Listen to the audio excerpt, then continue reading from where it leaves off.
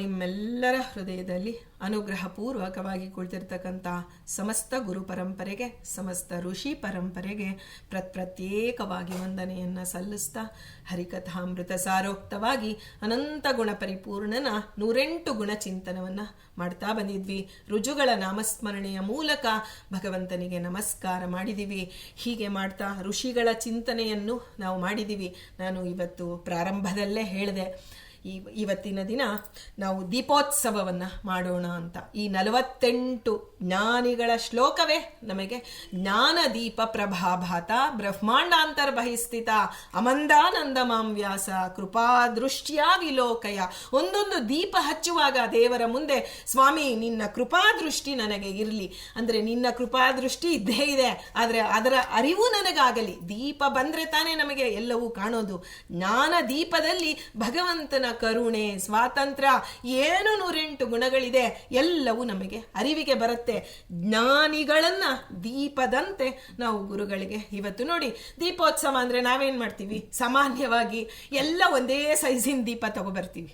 ನಮಗೆಲ್ಲ ಒಂಥರ ಯೂನಿಫಾರ್ಮಿಟಿ, ಅದ್ವೈತ ಅನ್ನೋದು ನಮ್ಮ ಸಂಸ್ಕಾರದಲ್ಲಿ ಬಂದು ಹೋಗ್ಬಿಟ್ಟಿದೆ ರೀ. ದೀಪ ಹಚ್ಚುವಾಗ ದೊಡ್ಡದು ಚಿಕ್ಕದು ಅಂದ್ರೆ, ಇವಾಗ ಸೆಟ್ ಪಾತ್ರೆಗಳು ನೋಡಿದಾಗ ನಮ್ಮ ತಾರತಮ್ಯ ನಮಗೆ ನೆನಪಾಗಬೇಕು. ಒಂದರೊಳಗೊಂದು ಇರುವಂತ ಪಾತ್ರೆಯನ್ನ ಹಿಂದಿನ ಕಾಲದಲ್ಲಿ ಕೊಡ್ತಾ ಇದ್ರು. ಯಾಕೆಂದ್ರೆ ಅದು ಜಾಗವೂ ಕಮ್ಮಿ ಹಿಡಿಯುತ್ತೆ.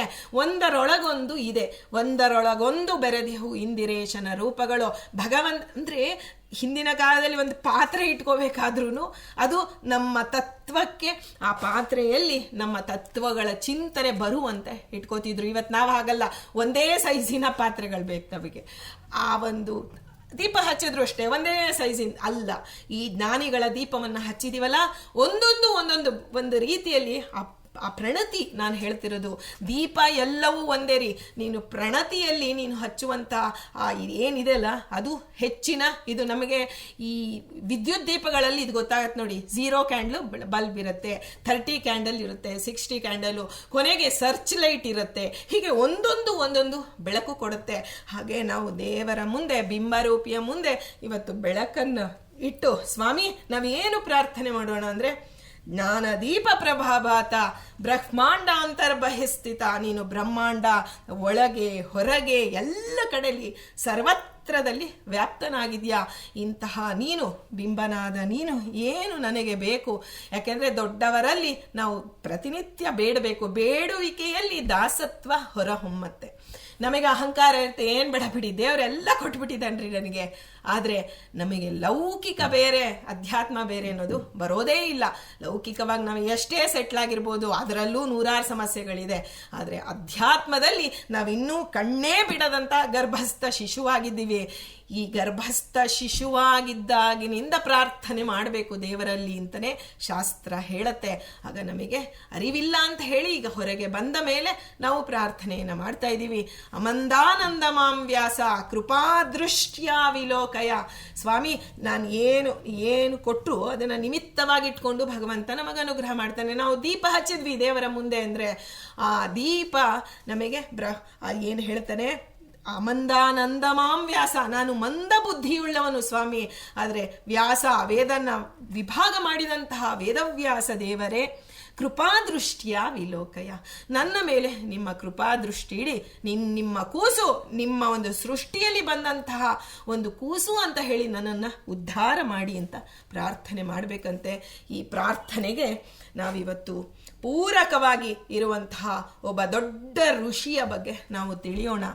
ನಾವು ಹುಟ್ಟು ಹಬ್ಬದಂದು, ನಾವು ಹುಟ್ಟು ಅಂದರೆ ಸಾವು ಅನಿವಾರ್ಯ ರೀ. ಹುಟ್ಟು ಒಂದು ತೊಗೊಂಡ್ರೆ ಒಂದು ಫ್ರೀ ಅನ್ನೋದು ದೇವರ ನಾರಾಯಣನ್ ಗೌರ್ಮೆಂಟಲ್ಲೇ ಬಂದ್ಬಿಟ್ಟಿದೆ. ನಿನಗೆ ಹುಟ್ಟು ಬಂತ, ಸಾವು ಫ್ರೀ. ಕೊಂಟೆ ನಿನಗೆ ಬೇಕೋ ಬೇಡವೋ ಅದ್ರ ಜೊತೆಗೆ ಅಟ್ಯಾಚ್ ಆಗೇ ಬಂದ್ಬಿಟ್ಟಿರುತ್ತೆ. ಒಂದು ತಗೊಂಡ್ರೆ ಒಂದು ಫ್ರೀ ಅನ್ನೋದು ಇದೆಯಲ್ಲ, ಹುಟ್ಟು ಬಂತು ಅಂದ್ರೆ ಸಾವು ಬಂದೇ ಬಿಡತ್ತೆ. ಆದರೆ ಹುಟ್ಟನ್ನ ಹಬ್ಬವನ್ನಾಗಿ ಮಾಡ್ಕೊಳ್ಬೇಕು ಅಂದ್ರೆ ಏನು? ಹಬ್ಬ ಅಂದ್ರೆ ಏನು? ಆನಂದೋತ್ಸವ. ಈಗ ನರಕ ಚತುರ್ದಶಿ ನಾವು ನೋಡ್ತೀವಿ. ನರಕ ಚತುರ್ದಶಿ ಏನಕ್ಕೆ ಆಚರಣೆ ಮಾಡ್ತೀವಿ? ಕೃಷ್ಣ ಸತ್ಯಭಾಮೆಯರು ನರಕಾಸುರನನ್ನ ಸಂಹಾರ ಮಾಡಿದ ಆನಂದೋತ್ಸವಕ್ಕಾಗಿ ನಾವು ಅದನ್ನ ಆಚರಣೆ, ಹಬ್ಬ ಅಂದ್ರೆ ಆನಂದೋತ್ಸವ ಅಂತ. ಹುಟ್ಟು ಬಂದಾಗ ಅದು ಯಾಕೆ ಹುಟ್ಟು ಅನ್ನೋದನ್ನ ಹಬ್ಬ ಅಂತ ಯಾಕೆ ಸೇರಿಸಿದ್ರು ಅಂದ್ರೆ, ಹಬ್ಬದಂತೆ ಅಂದರೆ ಸಾಧನೆಗೆ ಬಂದ ಒಂದು ಜೀವ, ಇದು ಸಾಧನೆಗಾಗಿ ಬಂದ ಜೀವ ಅಂತ ಹೇಳಿ ಅದನ್ನು ಮೊದಲಿಗೆ ಇವಾಗ ಯಾವುದೇ ಒಂದು ಕಾರ್ಯಕ್ರಮ ಪ್ರಾರಂಭ ಮಾಡಬೇಕಾದ್ರೆ ಮೊದಲಿಗೆ ವಂದನಾರ್ಪಣೆ ಇರೋದಿಲ್ಲ ರೀ, ಆದರೆ ಕೊನೆಯಲ್ಲಿ ಮೊದಲಿ ಸ್ವಾಗತ ಭಾಷಣ ಅಂತ ಮಾಡ್ತಾರೆ. ಹಾಗೆ ಈ ಸ್ವಾಗತ ಮಾಡುವಂತಹ ಕ್ರಮವನ್ನು ಹಬ್ಬ ಅಂದರೆ ಅದು ಹುಟ್ಟನ್ನು ಸಂಭ್ರಮಿಸುವಂಥದ್ದು. ಒಬ್ಬ ಸಾಧಕ ಜೀವಿ ಹುಟ್ಟಿ ಬಂದಿದ್ದಾನೆ, ಅವನು ಸಾಧನೆ ಮಾಡಲಿ ಅಂತ ತನ್ನ ತಂದೆ ತಾಯಿಗಳು ಜನ್ಮ ಕೊಟ್ಟಂತಹ ಮಗುವನ್ನು ಹಬ್ಬವನ್ನಾಗಿ ಸಂಭ್ರಮವಾಗಿ ಆಚರಣೆ ಮಾಡ್ತಾರೆ. ಆದರೆ ಅದೇ ಮಗು ಬೆಳೆದು ದೊಡ್ಡವನಾಗಿ ಅದು ಇನ್ನೇನು ಒಂದು ಹಂತಕ್ಕೆ ಬಂತು, ಸಾವಿನ ಒಂದು ಹಂತಕ್ಕೆ ಬಂತು ಅಂದಾಗ ಆದರೂ ನಾವು ಹೇಳ್ತೀವಿ ನೋಡಿ ಹುಟ್ಟಿದ ಹಬ್ಬ ಅಂತ ಹೇಳ್ತೀವಿ. ಆದರೆ ಆಗ ನಮ್ಮ ಚಿಂತನೆ ಏನಿರಬೇಕು ಅಂದರೆ ಹುಟ್ಟನ್ನು ಸಾರ್ಥಕ ಪಡಿಸಿಕೊಳ್ಬೇಕು. ಹಬ್ಬವಾಗಬೇಕು ಅಂದರೆ ಸಾವು ಅನಿವಾರ್ಯ, ಆದರೆ ಸತ್ತ ಮೇಲೆ ಮತ್ತೆ ಹುಟ್ಟಬಾರ್ದು ರೀ. ಆ ರೀತಿಯಲ್ಲಿ ನಮ್ಮ ಒಂದು ಸಾಧನೆ ನಮಗೆ ಮಾಡಬೇಕು ಅನ್ನೋ ಆಸೆಯಾದರೂ ನಮಗೆ ಮೊದಲಿಗೆ ಬರಬೇಕು ಅಂತ ಹೇಳ್ತಾ ಸಾವನ್ನು ಸತ್ತ ಮೇಲೆ ಹುಟ್ಟು ಅನಿವಾರ್ಯ ಅಲ್ಲ, ಆದರೆ ಹುಟ್ಟಿದ ಮೇಲೆ ಸಾವು ಅನಿವಾರ್ಯ. ಇದನ್ನು ನಾವು ಅಂಡರ್ಲೈನ್ ಮಾಡ್ಕೋಬೇಕು. ಹುಟ್ಟಿದ ಮೇಲೆ ಸಾವು ಅನಿವಾರ್ಯ, ಆದರೆ ಸತ್ತ ಮೇಲೆ ಹುಟ್ಟಲೇಬೇಕು ಅಂತಿಲ್ಲ. ಪರೀಕ್ಷಿತ್ ಮಹಾರಾಜ ಹೊರಟ, ಆದರೆ ಮತ್ತೆ ವಾಪಸ್ ಬರಲಿಲ್ಲ. ಮೋಕ್ಷಾವಸ್ಥೆಗೆ ಹೋದ, ದೇವರ ಅನುಗ್ರಹ ಪಡ್ಕೊಂಡಂಥ ಸಾಧಕ ಜೀವಿ ಆ ಪರೀಕ್ಷಿತನನ್ನು ನಾವು ಸ್ಮರಣೆ ಮಾಡಬೇಕು. ನಮ್ಮ ಸಾವು ಬರುವುದರ ಒಳಗೆ ನಾವು ಸಾವನ್ನೂ ಸಂಭ್ರಮಿಸಬೇಕು. ಸಾವಿನ ದೇವತೆಯಾದ ಯಮಧರ್ಮನನ್ನು ನಾವು ಅತ್ಯಂತವಾಗಿ ಜ್ಞಾನಿಗಳಲ್ಲಿ ಯಮ ಧರ್ಮ ಎರಡು ರೂಪಗಳು ರೀ. ಶಿಕ್ಷೆ ಕೊಡುವಂತಹ ರೂಪ, ರಕ್ಷಣೆ ಮಾಡುವಂತಹ ರೂಪ ಧರ್ಮವಾಗಿ ನಿಂತಿದ್ದಾನೆ. ಯಮನಾಗಿ ಶಿಕ್ಷೆ ಕೊಡ್ತಾನೆ ನೀನು ಮಾಡಿದ ತಪ್ಪಿಗೆ. ನೋಡಿ, ತಂದೆ ಆದವನು ಶಿಕ್ಷೆಯನ್ನು ಕೊಡ್ತಾನೆ, ಧರ್ಮವನ್ನು ಬೋಧಿಸ್ತಾನೆ, ರಕ್ಷಣೆಯನ್ನು ಮಾಡ್ತಾನೆ ಅಲ್ವಾ. ತಂದೆಯಂತೆ ಇದ್ದಾರೆ ಯಮಧರ್ಮರಾಜರು ಅಂತ ಹೇಳ್ತಾ ಮೊದಲಿಗೆ ಇವತ್ತು ನಚಿಕೇತನ ಬಗ್ಗೆ ತಿಳಿಯುವುದಕ್ಕಿಂತ ಮುಂಚೆ ಯಮಧರ್ಮರಾಜನನ್ನ ಸ್ತೋತ್ರ ಮಾಡಿ ಬಿಡೋಣ. ಹರಿಕಥಾಮೃತ ಸಾರದಲ್ಲಿ ಜಗನ್ನಾಥದಾಸರು ನಮಗೆ ಹೇಳಿಕೊಟ್ಟಂತೆ ಇದರಲ್ಲಿ ನರನ ನಾರಾಯಣನ ಹರಿಕೃಷ್ಣರ ಪಡೆದೆ ಪುರುಷಾರ್ಥ ತೆರದಲ್ಲಿ ತರಣಿ ಶಶಿಶತರೂಪರಿಗೆ ಸಮನೆನಿಸಿ ಪಾಪಿಗಳ ನಿರಯದೊಳು ನೆಲೆಗೊಳಿಸಿ ಸಜ್ಜನ ನೆರವಿಯನ್ನು ಪಾಲಿಸುವ ಔದುಂಬರ ಸಲಹು ಸಲಹೆಮ್ಮ ಬಿಡದಲೇ ಪರಮ ಕರುಣದಲ್ಲಿ. ಮೊದಲಿಗೆ ಯಮಧರ್ಮರಾಜರನ್ನ ಪ್ರಾರ್ಥನೆ ಮಾಡೋಣ. ಸ್ವಾಮಿ, ನನ್ನ ಹುಟ್ಟು ಸಾರ್ಥಕವಾಗಬೇಕು, ಜೊತೆಗೆ ನಾನು ಮತ್ತೆ ಹುಟ್ಟದಂತೆ ನಾನು ಆಗಬೇಕು ಅಂದರೆ ಅದಕ್ಕೆ ಆತ್ಮವಿದ್ಯೆ ನನಗೆ ಬೇಕು, ಬ್ರಹ್ಮವಿದ್ಯೆ ನನಗೆ ಬೇಕು, ಸಾಧನೆ ಆಗಬೇಕು. ಅದನ್ನು ನೀವು ಮಾಡಿಸಿ. ಸಾವು ಅಂದರೆ ಹೆದರಿಕೊಳ್ಳುವಂತಹ ಜನ ಇದ್ದಾರೆ, ಆದರೆ ನಮ್ಮ ತಂದೆ ನನಗೆ ಆ ಯಮಧರ್ಮರಾಜನ ಹೆಂಡತಿಯ ಹೆಸರನ್ನು ಇಟ್ಟ ಬಲನೋ ಏನೋ ಗೊತ್ತಿಲ್ಲ ರೀ. ತಂದೆ ತಾಯಿಗಳ ಅನುಗ್ರಹಕ್ಕೆ ನಾವು ನಾವು ಅದಕ್ಕೆ ನಾವು ಅಷ್ಟು ಮಾತೇ ಬರೋದಿಲ್ಲ. ಅಂಥ ಉಪಕಾರ ಮಾಡಿದಂತಹ ತಂದೆ ತಾಯಿಗಳನ್ನು ನಾವು ಕೃತಜ್ಞತೆಯಿಂದ ನಮ್ಮ ಹೆಸರನ್ನು ಇಂಥ ಒಳ್ಳೆ ಸಾವಿಗೆ ಹೆದರ್ಕೊಳ್ಳುವಂತಹ ಒಂದು ಕಾಲದಲ್ಲಿ ಅವರ ಹೆಂಡತಿಯ ಹೆಸರನ್ನು ನಮಗೆ ಕೊಟ್ಟರು. ಹಾಗೆ ನಮ್ಮೆಲ್ಲರಿಗೂ ಯಮಧರ್ಮರಾಜನ ಒಂದು ನೆನಪು ಬರುವಂಥ ಸೂರ್ಯ ಆರೋಗ್ಯಕ್ಕೆ ಅಭಿಮಾನಿ. ಆ ಸೂರ್ಯ ಹಾಗೂ ಯಮ, ಸೂರ್ಯನ ಮಗನೇ ಯಮನಾಗಿದ್ದಾನೆ. ಯಾಕೆಂದರೆ ಯಮಧರ್ಮರಾಯನ ಸ್ಮರಣೆ ಮಾಡಿದ ತಕ್ಷಣ ಯಮನಿಗೆ ಸಂತೋಷ ಆಗಲ್ಲ, ಆದರೆ ಸೂರ್ಯದೇವರ ಸ್ಮರಣೆ ಮಾಡಬೇಕು. ಯಾಕೆಂದರೆ ತನ್ನ ತಂದೆಯ ಸ್ಮರಣೆಯಿಂದ ಯಮದೇವರು ಸಂತೃಪ್ತರಾಗ್ತಾರೆ. ನಾವು ಹೇಳ್ತೀವಿ ಪಿತೃ ಪಿತಾಮಹ ಪ್ರಪಿತಾಮಹ ಅಂತ, ಮೂರನ್ನ ಸ್ಮರಣೆ. ನಚಿಕೇತ ಅಂದರೆ ಸಾಕು, ಒಬ್ಬ ಶಿಷ್ಯ, ಅತ್ಯುತ್ತಮ ಶಿಷ್ಯ ಅವನು ನಚಿಕೇತ, ಅದು ಋಷಿಯೂ ಆಗಿದ್ದಾನೆ. ಆ ನಚಿಕೇತನನ್ನ ಸಂತೋಷಪಡಿಸ್ಬೇಕಾದ್ರೆ ಯಮದೇವರ ಸ್ಮರಣೆ, ಯಮನನ್ನ ಸಂತೋಷಪಡಿಸ್ಬೇಕಾದ್ರೆ ಸೂರ್ಯದೇವರ ಸ್ಮರಣೆ. ಜಗತ್ತಿಗೆ ಯಮದೇವರಂತಹ ಸಾಧಕರನ್ನ ಕೊಟ್ಟಂತಹ ಸೂರ್ಯನನ್ನ ಸ್ಮರಣೆ ಮಾಡಿಬಿಡೋಣ. ಇಲ್ಲಿ ಹರಿಕಥಾಮೃತ ಸಾರದಲ್ಲಿ ನಾವು ಸೂರ್ಯದೇವರನ್ನ ಸ್ತೋತ್ರ ಮಾಡೋಣ. ಅದರಲ್ಲಿ ನಾವು ಪ್ರತಿದಿನ ಹೇಳ್ತೀವಿ ನೋಡಿ, ಸೂರ್ಯನನ್ನ ಬೆಳಗ್ಗಿನ ಇದರಲ್ಲಿ ಜಾವದಲ್ಲಿ ಬೆಳಗ್ಗೆ ನಾವು ಸೂರ್ಯನನ್ನ ಬಾಗಿಲು, ಮನೆಯ ಹೆಬ್ಬಾಗಿಲು, ಹೆಂಡತಿಯಾದವಳು ಹೆಬ್ಬಾಗಿಲು ತೆಗಿಬೇಕಂತೆ. ತೆಗೆದ ತಕ್ಷಣ ನಾವು ಏನು ಇದನ್ನು ಇಂದ್ರದೇವರಂತೀನಿ ಸೂರ್ಯದೇವರನ್ನ ಪ್ರಾರ್ಥನೆ ಮಾಡಬೇಕು ಅಂತ ಹೇಳ್ತಾರೆ. ಆ ಸೂರ್ಯದೇವರ ಪ್ರಾರ್ಥನೆಯಲ್ಲಿ ನೋಡಿ, ಅದು ಜೀವನದಲ್ಲಿ ನಾವು ಎಲ್ಲ ನಮ್ಮ ಬಾಯಿಗೆ ಬರುತ್ತೆ ಅಂತ ಅನ್ಕೋತೀವಿ, ಆದರೆ ನಾವು ಪ್ರತಿದಿನ ಹೇಳುವುದೇ ನಮಗೆ ಒಂದೊಂದು ಸಲ ನಮಗೆ ಬರೋದಿಲ್ಲ.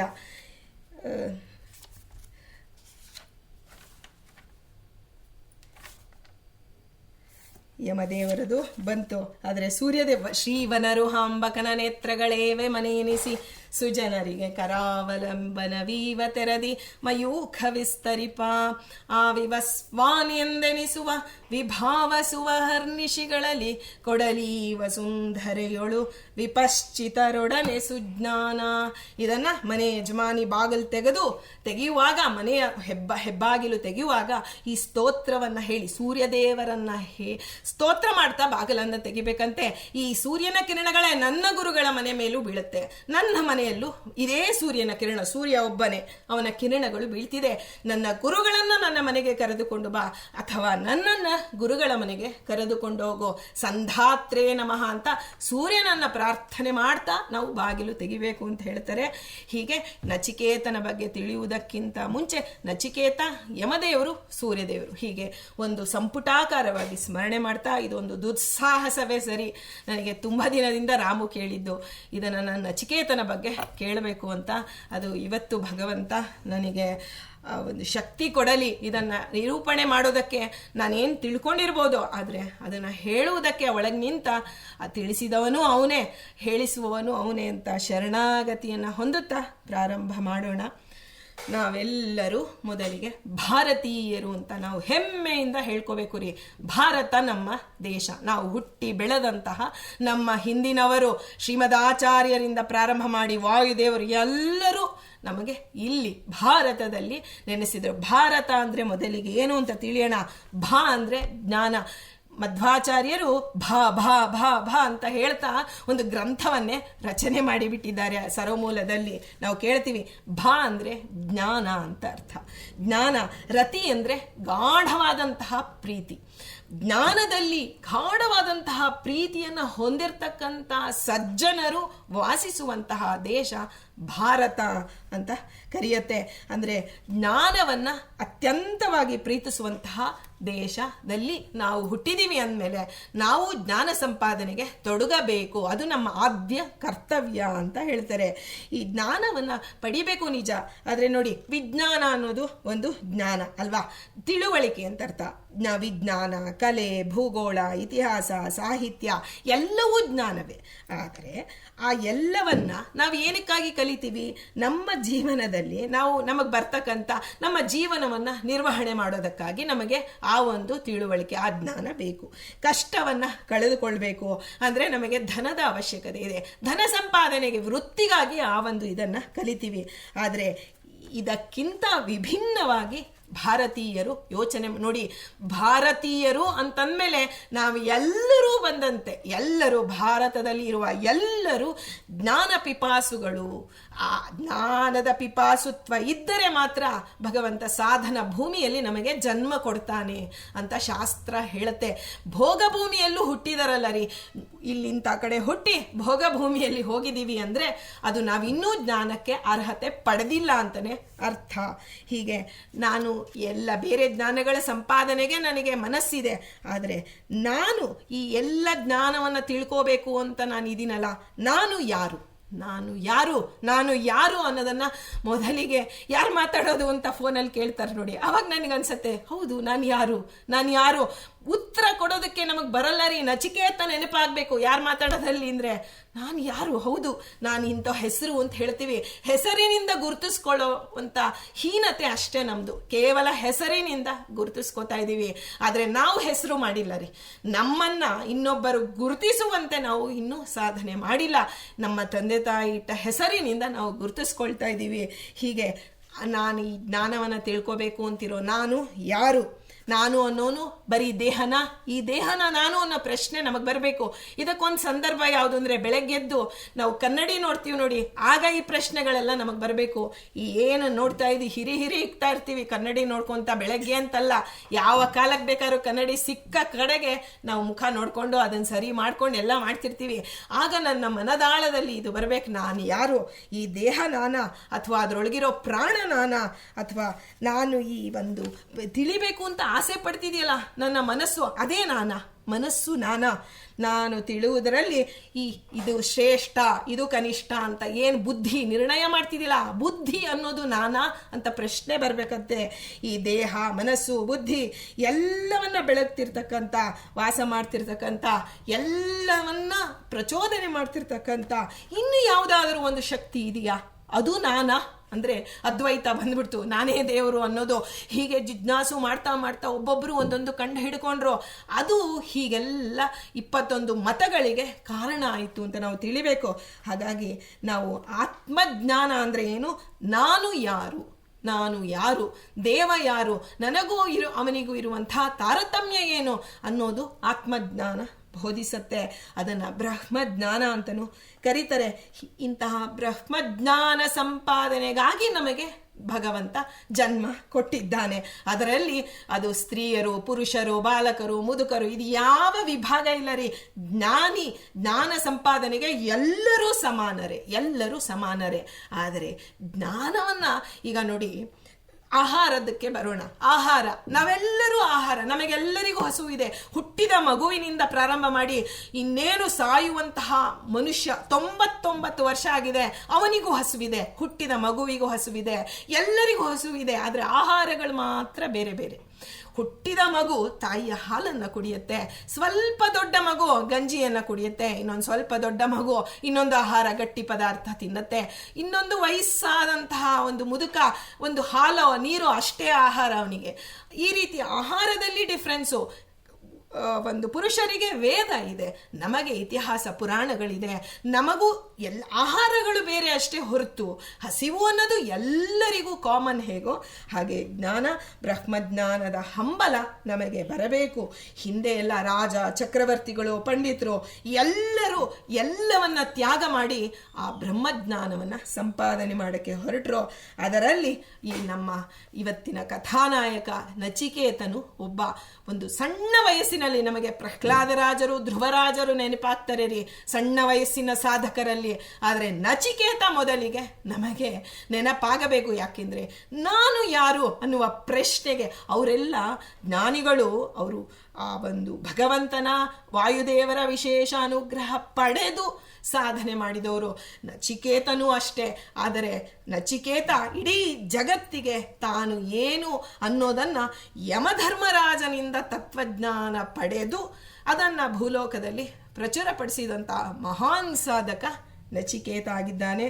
ಆ ನಚಿಕೇತನ ಒಂದು ಚರಿತ್ರೆ ನಮಗೆ ಜ್ಞಾನ ವಿಜ್ಞಾನಗಳ ಸಮ್ಮಿಲನವಾಗಿದೆ. ಇದರಲ್ಲಿ ಧರ್ಮದ ಪ್ರಯಾಣ ಇದು ನಚಿಕೇತನ ಕಥೆ. ಅಂದರೆ ನಾವು ನಮ್ಮ ಮನಸ್ಸು ಹೇಗೆ ಅಂದರೆ ಇಡೀ ದೇಹ ಮನಸ್ಸಾಗಬೇಕಂತೀರಿ. ನಾವು ಹೇಳ್ತೀವಲ್ಲ ಇಡೀ ದೇಹವನ್ನು ಕಿವಿಯಾಗಿ ಕೇಳಿಸ್ಕೊಳ್ಳಿ ಅಂತ. ಆದರೆ ಇಲ್ಲ, ಇಡೀ ದೇಹದಲ್ಲ ಇರೋ ಎಲ್ಲ ಇಂದ್ರಿಯಗಳು ಇವತ್ತು ಮನಸ್ಸಾಗಬೇಕು. ಮನಪೂರ್ವಕವಾಗಿ ನಾವು ನಚಿಕೇತನನ್ನು ಇವತ್ತು ಸ್ಮರಣೆ ಮಾಡಬೇಕು ಅಂತ ಒಂದು ಹೊರಟಿದ್ದೀವಿ.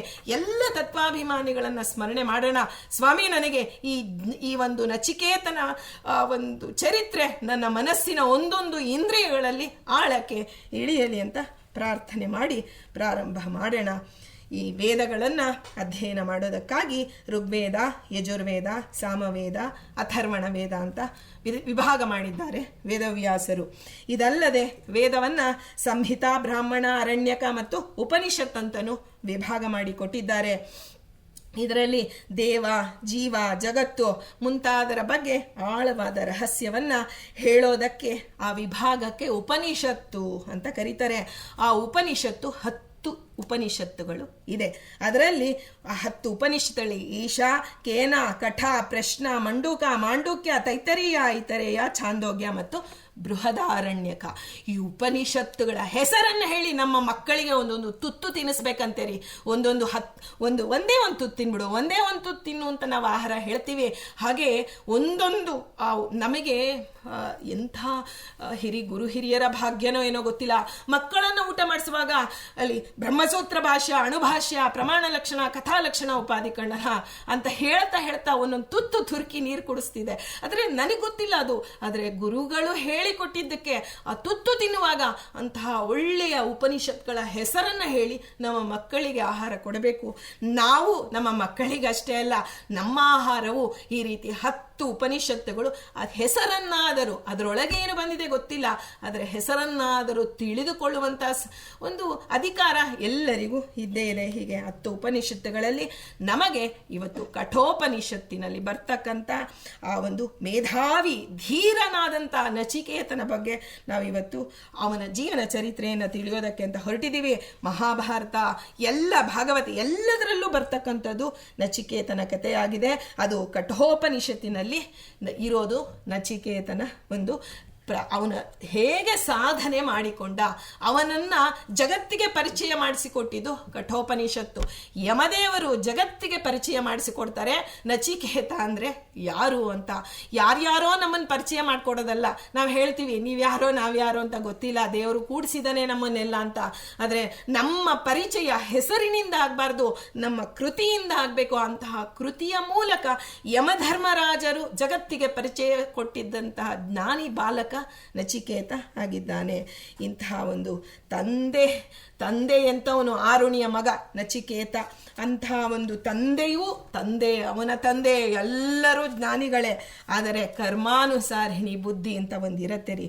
ಆ ಒಂದು ವೇದ ಕಾಲದಲ್ಲಿ ವಾಜಶ್ರವಸ್ ಅಂತ ಒಂದು ಪ್ರಸಿದ್ಧಿ ಪಡೆದಂಥ ಒಬ್ಬ ಗೃಹಸ್ಥ ಇದ್ರು. ಆ ಗೃಹಸ್ಥನಿಗೆ ಬಹಳ ದೊಡ್ಡ ಆಸೆ ಅಂದರೆ ಮನುಷ್ಯನಿಗೆ ಒಂದೊಂದು ರೀತಿಯಲ್ಲಿ ಒಬ್ಬೊಬ್ಬರಿಗೆ ಒಂದೊಂದು ಆಸೆ ಬರುತ್ತೆ. ಹಾಗೆ ಅವನು ನಚಿಕೇತನ ತಂದೆಗೆ ಒಂದು ಆಸೆ ಏನಂದ್ರೆ, ನನಗೆ ತುಂಬ ಕೀರ್ತಿ ಬರಬೇಕು, ನಾನು ಒಬ್ಬ ದೊಡ್ಡ ದಾನಿ, ಮಹಾದಾನಿ ಅನ್ನಿಸ್ಕೊಳ್ಬೇಕು ಅನ್ನೋ ಒಂದು ಆಸೆ. ಹೀಗೆ ಕೀರ್ತಿ ಮತ್ತು ಮಹಾದಾನಿ ಅನ್ನಿಸ್ಕೋಬೇಕು ಅಂದರೆ ಹಿಂದಿನ ಕಾಲದಲ್ಲಿ ಯಜ್ಞಯಾಗಗಳನ್ನು ಮಾಡ್ತಿದ್ರು. ಹಾಗಾಗಿ ಅವರು ಯೋಚನೆ ಮಾಡ್ತಾರೆ, ಒಂದು ವಾಜಶ್ರವ ಅನ್ನುವಂತಹ ಒಂದು ಯಜ್ಞವನ್ನು ನಾನು ಮಾಡಬೇಕು ಅಂತ ಹೇಳಿ ಅವರು ಪ್ರಯತ್ನ ಪಟ್ಟು ಆ ಒಂದು ಅವ್ರ ಹೆಸರೇ ವಾಜಶ್ರವಸ್ಸು. ಆದರೆ ಅವರು ಮಾಡುವಂತಹ ಯಜ್ಞದ ಹೆಸರು ವಾಜಶ್ರವ ಅನ್ನುವ.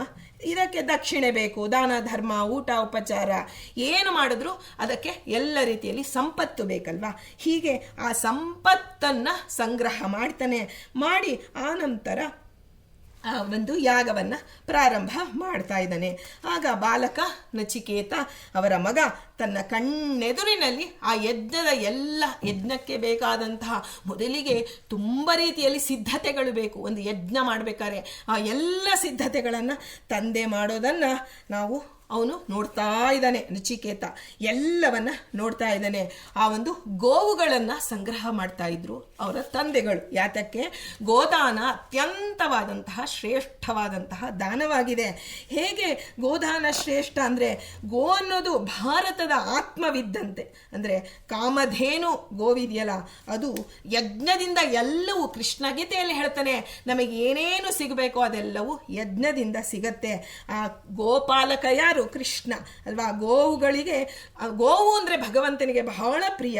ಹಾಗಾಗಿ ಕೃಷ್ಣ ಕೊಳಲನ್ನು ನುಡಿಸ್ತಾ ಇದ್ರೆ ಆ ಮೇವನ್ನು ತಿನ್ನೋದು ಮರೆತು ತನ್ನ ಕೊಳಲಿನ ಗಾನ ಕೇಳ್ತಾ ಇದ್ವು ಗೋಗಳು. ಅಂದರೆ 33 ಕೋಟಿ ದೇವತೆಗಳು ಗೋವಿನಲ್ಲಿ ಇರ್ತಾರೆ. ಅವರೆಲ್ಲರೂ ಭಗವಂತನ ಅನುಯಾಯಿಗಳು ಅನ್ನುವ ಅರ್ಥ ನಾವಿದರಲ್ಲಿ ತಿಳಿಬೇಕು. ಆ ದಿಲೀಪ ಮಹಾರಾಜ ಅಂತೂ ಹಿಮಾಲಯದ ತಪ್ಪಲಿಗೆ ಹೋಗಿ ಒಂದು ಕುಟೀರ ಮಾಡಿಕೊಂಡು ಅವನ ಹೆಂಡತಿಗೆ ಮಕ್ಕಳಾಗಿರೋದಿಲ್ಲ. ಆ ಒಂದು ತನ್ನ ಪತ್ನಿ ಸುದಕ್ಷಿಣೆ, ದಿಲೀಪ ಮಹಾರಾಜನ ಪತ್ನಿ ಸುದಕ್ಷಿಣೆ, ಅವರಿಬ್ಬರು ಗೋ ಸೇವೆ, ಅವನು ಗೋವನ್ನು ಮೇಯಿಸ್ಕೊಂಡು ಬರ್ತಿದ್ದ, ಗೋವಿನ ಎಲ್ಲವನ್ನ ಮಾಡ್ತಿದ್ಲು. ಹಾಗೆ ಅವರು ಒಳ್ಳೆ ಸತ್ಪುತ್ರ ಮಗನನ್ನು ಪಡೆದ್ರು. ಹೀಗೆ ವಸಿಷ್ಠ ಋಷಿಗಳು ಅಷ್ಟೇ ಅರುಂಧತಿ ದೇವಿ ಜೊತೆಗೂಡಿ ಪ್ರೀತಿಯಿಂದ ಗೋಸೇವೆ ಮಾಡ್ತಾ ಇದ್ರು. ಎಲ್ಲ ಹೀಗೆ ಗೋವಿನ ಶರೀರದಲ್ಲಿ ಇರ್ತಕ್ಕಂಥ ಎಲ್ಲ ದೇವತೆಗಳ ಒಂದು ಇದನ್ನು ಗೋದಾನ ಮಾಡ್ಬೇಕಾದ್ರೆ ಇಷ್ಟೆಲ್ಲ ಚಿಂತನೆಯೊಂದಿಗೆ ಗೋವನ್ನು ಸಂಗ್ರಹ ಮಾಡ್ತಾನೆ. ನಾವು ಭಗವದ್ಗೀತೆಯಲ್ಲಿ ಕೇಳ್ತೇವೆ, ಸರ್ವೋಪನಿಷದೋ ಗಾವೋ ದೊಗ್ಧ ಗೋಪಾಲ ನಂದನಃ ಪಾರ್ಥೋ ವತ್ಸಃ ಸುಧೀರ್ ಭೋಕ್ತ ದುಗ್ಧಂಗೋ ಗೀತಾಮೃತಂ ಮಹತ್. ನಾವು ಗೋ ಸೇವೆ ಮಾಡ್ತಿದ್ದೀವಿ. ಗೋ ಅಂದರೆ ಕೇವಲ ಹಸು ಅಂತ ತಿಳಿಬಾರ್ದು. ಗೋ ಅಂದರೆ ಮಾತುಗಳು, ಶ್ರೇಷ್ಠವಾದಂತಹ ಮಾತುಗಳು. ಶ್ರೇಷ್ಠವಾದ ಮಾತುಗಳು ಯಾವುದು? ಭಗವಂತನ ಮಾತು. ಅವನು ಸರ್ವವಾಗೀಶ್ವರೇಶ್ವರಾಯ ನಮಃ ಅಂತ ಭಗವಂತನಿಗೆ ಹೆಸರು. ಅವನ ಮಾತುಗಳು ಯಾವುದು? ಭಗವದ್ಗೀತೆ. ಇವತ್ತು ನಾವು ಭಗವದ್ಗೀತೆಯನ್ನು ತಿಳಿದು ಕಲಿತು ಅದನ್ನು ಪೋಷಣೆ ಮಾಡ್ತಿದ್ದೀವಿ ಅಂದರೆ ನಾವು ಗೋಸೇವೆ ಮಾಡ್ತಾ ಇದ್ದೀವಿ ಅಂತಾನೆ ಅರ್ಥ. ಗೋಪಾಲಕನ ಅನುಗ್ರಹ ಪಡಿಬೇಕಾದ್ರೆ ಗೋಸೇವೆ ಅತ್ಯಂತ ಅವಶ್ಯಕ ಅಂತ ಉಪನಿಷತ್ತುಗಳು, ಈಗ ನಾ ಹೇಳಿದ ಸ್ತೋತ್ರದ ಅರ್ಥ ಏನಂದರೆ, ಉಪನಿಷತ್ತುಗಳು ಹಸುವಾಗಿದೆ. ಹಾಲು ಕರೆಯುವ ಯಾರು ಅಂದರೆ ಕೃಷ್ಣ. ಅಕ್ಕರೆಯಿಂದ ಯಾರಿಗಾಗಿ ಹಾಲು ಬರ್ತಿದೆ ಆ ಒಂದು ಇದು ಅಂದರೆ ಅರ್ಜುನನೆಂಬ ಕರು. ಅವನು ಆ ಕೆಚ್ಚಲಿಗೆ ಬಾಯಿಟ್ಟು ಕರು ಕುಡಿದ ನಂತರ ಬರುವ ಹಾಲು ಶ್ರೇಷ್ಠ. ಅರ್ಜುನ ಯಾರು? ಮನೋಭಿಮಾನಿ. ಅರ್ಜುನ ತಿಳಿದು ಬಿಟ್ಟಂತಹ, ತಿಳಿದ ಮೇಲೆ ನಮಗೂ ತಿಳಿಸಿಕೊಡುವಂತಹ ಒಂದು ಇದು ಭಗವದ್ಗೀತಾ. ಇಂತಹ ಹಾಲು ಅನ್ನುವ ಗೀತೆ ಇದು ಅಮೃತವಾಗಿದೆ. ಇಂತಹ ಇದನ್ನ ಗೀತಾಮೃತ ಅಂತಲೇ ಕರೀತಾರೆ. ಹೀಗೆ ಈ ದಾನ ಮಾಡ್ತಿದ್ದ ಗಂಧ ದಾನ ಮಾಡಬೇಕು ಅಂದರೆ ಹಸುವನ್ನೆಲ್ಲ ಸಿದ್ಧತೆ ಮಾಡ್ಕೋತಿದ್ದ ವಾಜಶ್ರವಸ್ಸು. ಇಂಥ ಈ ಎಲ್ಲವನ್ನ ಸಿದ್ಧತೆ ಮಾಡಿಕೊಳ್ಳುವಾಗ ನೋಡಿ, ತುಂಬ ದಾನ ಮಾಡಬೇಕು ಅಂದರೆ ನಮಗೆ ಮನಸ್ಸು ಲೋಭ ಹೋಗಿಸ್ಕೊಳ್ಳೋಕ್ಕಾಗಿ ದಾನ ಮಾಡಬೇಕು ಅಂದರೆ ತುಂಬ ದಾನ ಮಾಡಬೇಕು. ನಮ್ಮ ಯೋಗ್ಯತಾ ಮೀರಿದ ದಾನ ಮಾಡ್ತೀವಿ ಅಂತ ಹೋದಾಗ ಅಲ್ಲಿ ಲೋಭ ಪ್ರಧಾನವಾಗಿಬಿಡುತ್ತೆ. ಯಾಕೆಂದರೆ ನಾವು ಈಗ ತುಂಬ ಮಾಡ್ತೀವಿ. ಹಿಂಗೆ 10 ಜನ ಬ್ರಾಹ್ಮಣರನ್ನ ಕರಿತೀವಿ ಅಂದರೆ ನಾವೇನು ಮಾಡ್ತೀವಿ? ನಮ್ಮ ಹತ್ರ ಇರೋದೇ 1,000 ರೂಪಾಯಿ ಅಂದರೆ ನಾವು ಅಯ್ಯೋ 100 ರೂಪಾಯಿ ಕೊಡೋಣ. ಆಮೇಲೆ ಇನ್ನು ಸ್ವಲ್ಪ ಹೊತ್ತಿಗೆ ಅನ್ಸುತ್ತೆ, ಇಲ್ಲಪ್ಪ ಬೇರೆ ಎಲ್ಲ ತೊಗೋಬೇಕಲ್ಲ, 50 ರೂಪಾಯಿ ಕೊಡೋಣ ಸಾಕು. ಹೀಗೆ ಬರ್ತಾ ಬರ್ತಾ ಬರ್ತಾ ಕೊನೆಗೊಂದು 5 ರೂಪಾಯಿ ಅಷ್ಟೇ ದಕ್ಷಿಣೆ ಇಟ್ಟಿರ್ತೀವಿ. ಅಂದರೆ ಜನ ಜಾಸ್ತಿ ಆದಷ್ಟು, ತುಂಬ ದಾನದ ಒಂದು ಇದು ಜಾಸ್ತಿ ಆದಷ್ಟು ಅದು ನಮಗೆ ಕಡಿಮೆ ಆಗತ್ತೆ ಪುಣ್ಯ ಅಂತ ಹೇಳ್ತಾರೆ. ಅದಕ್ಕೆ ಒಬ್ಬ ಬ್ರಾಹ್ಮಣನ ಕರೆದು ಅಥವಾ 2 ಬ್ರಾಹ್ಮಣರನ್ನ ಕರೆದು ನಾವು ನಮ್ಮ ಯೋಗ್ಯತೆ ಏನಿದೆ ಅದಕ್ಕೆ ತಕ್ಕಂತೆ ಅವರನ್ನು ಸಂತೋಷ ಪಡಿಸಬೇಕು ಅಂತ ದಾನದ ಒಂದು ಮಹತ್ವ ಹೇಳ್ತಾರೆ. ಹೀಗೆ ಆ ಹಸುವನ್ನ ನೋಡ್ಕೊಂಡು ಸಿದ್ಧತೆ ಎಲ್ಲ ನಡೀತಿತ್ತು. ನಚಿಕೇತ ಎಲ್ಲ ಕಡೆ ಓಡಾಡ್ಕೊಂಡು ಬರ್ತಾ ಇದ್ದಾನೆ. ಆ ಗೋವುಗಳು ಹೇಗಿತ್ತು? ಮೊದಲೇ ಆಮೇಲೆ ಕೊನೆಯಲ್ಲಿ ನಿಲ್ಲಿಸಿರೋ ಎಲ್ಲ ಗೋವುಗಳು ಪುಷ್ಟವಾಗಿದೆ. ಆದರೆ ಮಧ್ಯದಲ್ಲಿ ಇರುವಂತಹ ಗೋವುಗಳು ಹೇಗಿತ್ತು? ನೀರು ಕುಡಿಯಲು ಅಶಕ್ತವಾಗಿತ್ತು. ಹುಲ್ಲು ತಿಂದದ್ದು ಮೇಯ್ದಿದ್ದು ಎಲ್ಲ ಮುಗಿದು ವೃದ್ಧವಾದಂತಹ ಗೋವುಗಳಿತ್ತು. ಹಾಲು ಕರೆಯುವ ಕಾಲವು ಅದರಲ್ಲಿ ಮುಗಿದೋಗಿತ್ತು. ಇದು ಕರುನು ಹಾಕುವಂಥ ಸ್ಥಿತಿಯಲ್ಲಿ ಇಲ್ಲ. ಅಂತಹ ಮುದಿ ಬರಡು ಗೋವುಗಳು ಇತ್ತು. ಆಗ ಆ ನಚಿಕೇತ ಯೋಚನೆ ಮಾಡ್ತಾನೆ, ಇದನ್ನೆಲ್ಲ ನಾವು ಈಗ ವೃದ್ಧರಾದರು, ತಂದೆ ತಾಯಿಗಳು ಅಂದರೆ ಅವರಿಂದ ಏನೂ ಉಪಯೋಗ ಇಲ್ಲ. ಮೊದಲಿಗೆ ತಂದೆ ತಾಯಿಗಿಂದ ನೀನು ಇಷ್ಟು ಉಪಕೃತನಾದವನು, ಕೊನೆಯಲ್ಲಿ ಅವರು ವೃದ್ಧರಾದರು, ಅವ್ರ ಕೈಲಿ ಏನೂ ಆಗಲ್ಲ, ಅವರಲ್ಲಿ ಸಂಪತ್ತಿಲ್ಲ ಅಂದರೆ ತೊಗೊಂಡೋಗಿ ಬೀದಿಗೆ ಬಿಟ್ಟು ಬರುವಂತಹ ಕಾಲ ಇವತ್ತಿನ ಕಾಲದಲ್ಲಿ ನಾವು ನೋಡ್ತಾ ಇದ್ದೀವಿ. ಹಿಂದೆ ಗೋದಾನ ಮಾಡಬೇಕು ನಿಜ, ಆದರೆ ಶ್ರೇಷ್ಠವಾದದ್ದನ್ನು ಮಾಡಬೇಕು. ನಾವು ಆಸೆ ಇದೆ ಅಂದ್ಬಿಟ್ಟು ತುಂಬ ಯಾವುದೋ ಒಂದು ಕೆಲಸಕ್ಕೆ ಬಾರದಂತ ನಮಗೇ ಬೇಡ ಅನಿಸಿದ್ದನ್ನು ನಾವು ದಾನ ಮಾಡಕ್ಕೆ ಹೋದರೆ ಅದರಿಂದ ಪುಣ್ಯಕ್ಕಿಂತ ಪಾಪವೇ ಬರುತ್ತೆ ಅಂತ ಹೇಳಿ ಎಂಥ ಒಂದು ಚಿಂತನೆ ಮಾಡ್ತಾನೆ ನಚಿಕೇತ. ಅಂದರೆ ಕೈ ತೊಳ್ಕೋಬಾರ್ದು, ದಾನ ಕೊಟ್ಟು ಕೈ ತೊಳ್ಕೊಳ್ಳೋದು ಅಂತಲ್ಲ, ಅದರಿಂದ ಕೀರ್ತಿ ಪುಣ್ಯ ಸ್ವರ್ಗ ಇವೆಲ್ಲ ಬೇಕು ಅಂತ ತಿಳಿದು ನಾವು ದಾನ ಮಾಡಬಾರ್ದು. ಅದು ಅಂಥವ್ರಿಗೆ ಏನು ಸಿಗತ್ತೆ? ಕತ್ತಲು ಲೋಕ, ದುಃಖದ ಲೋಕವೇ ಸಿಗೋದು. ಕೆಟ್ಟ ದಾನ ಕೆಟ್ಟ ಲೋಕವನ್ನೇ ತಂದು ಕೊಡುತ್ತೆ. ಕೆಟ್ಟ ಕೆಲಸ ಮಾಡಿ ಒಳ್ಳೆ ಫಲ ಬೇಕು ಅಂದರೆ ಹೇಗೆ ಸಾಧ್ಯ? ಅಂದರೆ ಆ ದಾನದ ಒಂದು ಶ್ರೇಷ್ಠತೆಯನ್ನು ನಚಿಕೇತ ಯೋಚನೆ ಮಾಡ್ತಿದ್ದಾನೆ. ಹೀನ ದಾನದಿಂದ ಇದು ಬರೋದಕ್ಕೆ ಸಾಧ್ಯ ಇಲ್ಲ ಅಂತ ಅನ್ನಿಸ್ತು. ಆ ಬಡಕಲು ಹಸುಗಳನ್ನು ನೋಡಿ ನಚಿಕೇತನಿಗೆ ಕರುಣೆ ಉಕ್ಕಿತು. ತಂದೆಯ ಮೂರ್ಖತನಕ್ಕೂ ಬೇಸರವಾಯಿತು. ಎರಡೂ ಏಕಕಾಲದಲ್ಲಿ ಬಂತು. ಈ ದಾನದಿಂದ ಯೋಚನೆ ಮಾಡ್ತಾನೆ, ಮಗನಾದವನು ತಂದೆ ಹೇಗೆ ಮಗನನ್ನು ರಕ್ಷಣೆ ಮಾಡ್ತಾನೋ ಹಾಗೆ ಮಗನ ರಕ್ಷಣೆ, ಮಗನಿಗೂ ಒಂದು ಕರ್ತವ್ಯ ಇದೆ ರೀ. ತಂದೆಯ ಹೆಸರಿಗೆ ಚ್ಯುತಿ ಬರದಂತೆ ತಂದೆಗೆ ಮರ್ಯಾದೆ ತಂದು ಕೊಡುವಂತಹ ಕೆಲಸವನ್ನು ಮಗ ಮಾಡಬೇಕು ಅಂತ ಶಾಸ್ತ್ರ ಹೇಳ್ತಿದೆ. ಹಾಗಾಗಿ ಇಂತಹ ದಾನದಿಂದ ಇಂತಹ ಬರಡು ಹಸುವನ್ನು ಕೊಟ್ಟಾಗ ಇದರಿಂದ ನನ್ನ ತಂದೆಗೆ ಪುಣ್ಯವೂ ಬರೋದಿಲ್ಲ, ಜೊತೆಗೆ ಅವನಿಗೆ ಪಾಪ ಸಂಪಾದನೆಯಾಗಿ ದುಷ್ಟ ಲೋಕಗಳು ಸಿಗತ್ತೆ. ಈ ದಾನ ಪಡೆದವ್ರಿಗೂ ಇದರಿಂದ ಪ್ರಯೋಜನ ಇಲ್ಲ. ಅದರ ಬದಲು ಇವನು ಇಷ್ಟೆಲ್ಲ ತಂದೆಯ ಆಸೆಯನ್ನ ಅವನು ಉದಾಸೀನ ಮಾಡಿಲ್ಲ. ತಂದೆಗೇನು ಆಸೆ?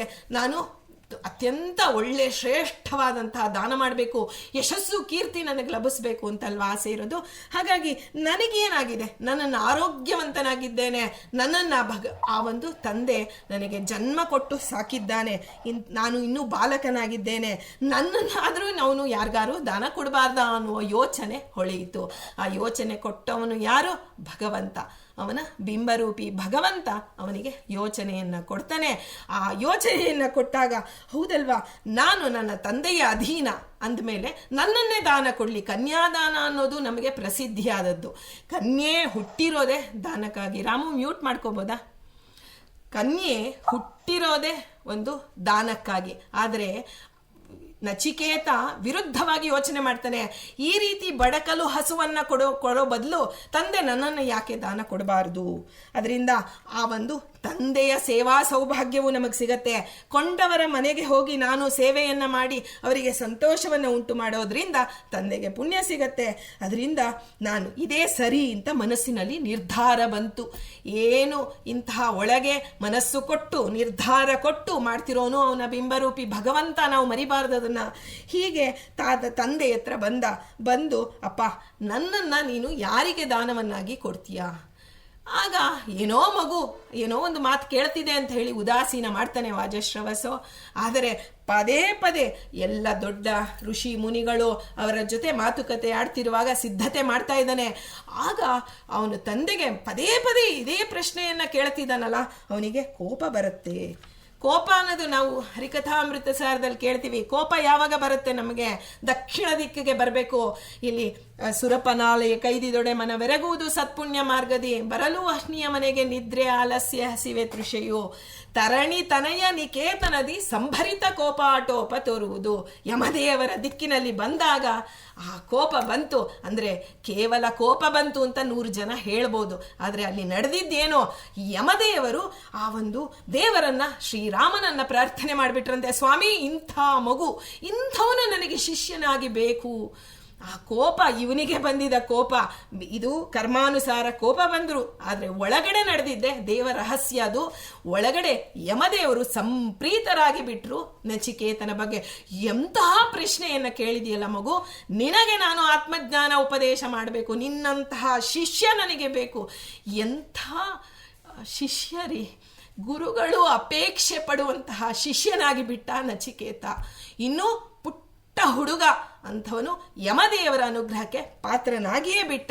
ಆ ಯೋಚನೆಗಳು, ನಮ್ಮ ಒಂದು ಭಾವನೆಗಳು, ಸುಮನೋವೃತ್ತಿಗಳೇ ಸುಮನ. ಒಳ್ಳೆಯ ಮನಸ್ಸಿನಿಂದ ನಾವು ಭಗವಂತನನ್ನ ಸ್ತೋತ್ರ ಮಾಡಿ ತಂದೆ ತಾಯಿಗಳ ಸೇವೆ ಮಾಡಬೇಕು ಅಂತ ನಾವು ಹೊರಟ್ರೆ ದೇವತೆಗಳು ತೃಪ್ತರಾಗ್ತಾರೆ ಅಂತ ನಾವು ಕೇಳಿದ್ವಿ. ಆದರೆ ನಚಿಕೇತನ ಜೀವನದಲ್ಲಿ ಸಾಕ್ಷಾತ್ತಾಗಿ ನೋಡ್ತಾ ಇದ್ದೀವಿ.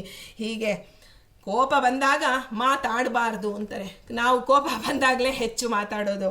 ಹಾಗೆ ಆ ಕೋಪ ಬಂದಿದೆ ವಾಜಶ್ರವಸ್ಸಿಗೆ. ಪದೇ ಪದೇ ಮಗು ಕೇಳ್ತಾ ಇದೆ, ನನ್ನನ್ನು ಯಾರಿಗೆ ಕೊಡ್ತೀಯ ದಾನ ಅಂದಾಗ, ಕನ್ಯೆಯಾದರೆ ಕನ್ಯಾದಾನ ಕೊಡ್ತೀನಿ, ನಿನ್ನನ್ನು ಯಾಕೆ ಕೊಡ್ತೀನಿ, ನಿನ್ನನ್ನು ಮೃತ್ಯುವಿಗೆ ಕೊಟ್ಟಿದ್ದೇನೆ ಹೋಗು. ಎಂತಹ ಒಂದು ತಂದೆಯಿಂದ ಎಂತಹ ಮಾತು ಆಡಿಸಿಬಿಟ್ಟ. ಯಾರು ಆಡಿಸಿದ್ದು? ಅಲ್ಲಿ ಯಮದೇವರೇ ನಿಂತು. ಯಾಕೆಂದರೆ ದಕ್ಷಿಣ ದಿಕ್ಕಿನಲ್ಲಿ ಅಭಿಮಾನಿ ಯಮದೇವರು.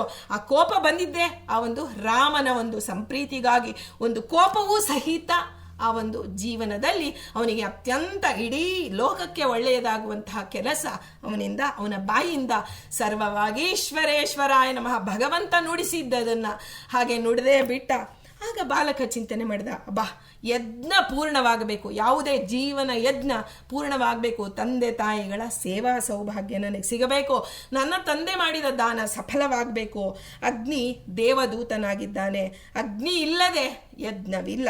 ಹಾಗಾಗಿ ತನ್ನ ತಂದೆ ಅಗ್ನಿ ಸಾಕ್ಷಿಯಾಗಿ ನುಡಿದು ಬಿಟ್ಟಿದ್ದಾರೆ. ಯಾಕೆಂದರೆ ಅಲ್ಲಿ ಎಲ್ಲ ಸಿದ್ಧತೆಗಳೆಲ್ಲ ನಡೆದು ಬಿಟ್ಟಿದೆ.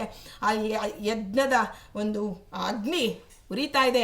ಅದರ ಮುಂದೆ ಹೇಳಿದ ಮಾತು ನೋಡಿ, ಎಂತಹ ಮಾತು. ನಾವು ನಮ್ಮ ನಾಲಿಗೆಯಲ್ಲಿ ಅಗ್ನಿ ಇದ್ದಾನೆ, ನಾವು ಇವತ್ತಾಡಿದ ಮಾತು ಮಧ್ಯಾಹ್ನಕ್ಕೆ ನೋಡಿ ಬರ್ತೀವಿ ಅಂತ ಹೇಳಿದ್ವಿ, ಇಲ್ಲ ರೀ ನಮಗೇನೋ ಅನಾನುಕೂಲ ಬಂದ್ಬಿಡ್ತು, ನಾವು ಬರಲ್ಲ ನೋಡಿ, ನಮ್ಮ ಮಾತಿಗೆ ನಾವು ವಿರುದ್ಧವಾಗಿ ಹೋಗ್ತೀವಿ. ಅಗ್ನಿ ಸಾಕ್ಷಿಯಾಗಿ, ಅಗ್ನಿ ಸಾಕ್ಷಾತ್ತಾಗಿ ಹೊರಗಡೆ ಇರೋದಲ್ಲ, ನಮ್ಮ ನಾಲಿಗೆಯಲ್ಲಿದೆ. ಒಮ್ಮೆ ಆಡಿದ ಮಾತನ್ನ ನಮಗೆ ನಾವೇ ವಿರುದ್ಧವಾಗಿ ಜೀವನ ಮಾಡ್ತಾ ಇದ್ದೀವಿ. ದೇವರು ಯಾವತ್ತೂ ಅದನ್ನು ಒಪ್ಪೋದಿಲ್ಲ. ಒಮ್ಮೆ ಯಾವುದೇ ಮಾತಾಡಬೇಕಾದ್ರೆ ಅದನ್ನು ಯೋಚನೆ ಮಾಡಿ ಆ ನಂತರ ಅದನ್ನು ಮಾತನಾಡು, ಇಲ್ಲ ಆ ಮಾತಿಗೆ ಬದ್ಧನಾಗಿರು ಅಂತ ಹೇಳ್ತಾ ನಚಿಕೇತ ಯೋಚನೆ ಮಾಡ್ತಿದ್ದಾನೆ. ಅದು ಅಗ್ನಿ ಸಾಕ್ಷಿಯಾಗಿ ನನ್ನ ತಂದೆ ನನ್ನ ಮೃತ್ಯು ದೇವತೆಗೆ ಕೊಟ್ಟುಬಿಟ್ಟಿದ್ದಾರೆ, ಹಾಗಾಗಿ ತಂದೆಯ ಮಾತು ಸುಳ್ಳಾಗೋದಿಲ್ಲ. ನನ್ನ ಅಗ್ನಿಯನ್ನು ಪ್ರಾರ್ಥನೆ ಮಾಡ್ತಾನಂತೆ. ಮಾಡಿ ನಿನ್ನ ಸಾಕ್ಷಿಯಾಗಿ ನನ್ನ ತಂದೆ ಇದ್ದಾರೆ, ನೀನು ನನ್ನನ್ನು ಯಮದೇವರ ಆಸ್ಥಾನಕ್ಕೆ ಕರೆದುಕೊಂಡು ಹೋಗು. ನೋಡಿ ಆ ಬಾಲಕನ ಒಂದು ಚಿಂತನೆ ಹೇಗಿದೆ. ಯಾರು ಸಶರೀರರಾಗಿ ಯಮಲೋಕಕ್ಕೆ ಹೋಗಲ್ಲ, ಯಮದೇವರು ಎಲ್ಲಿದ್ದಾರೆ? ಆ ಯಮಲೋಕದಲ್ಲಿದ್ದಾರೆ.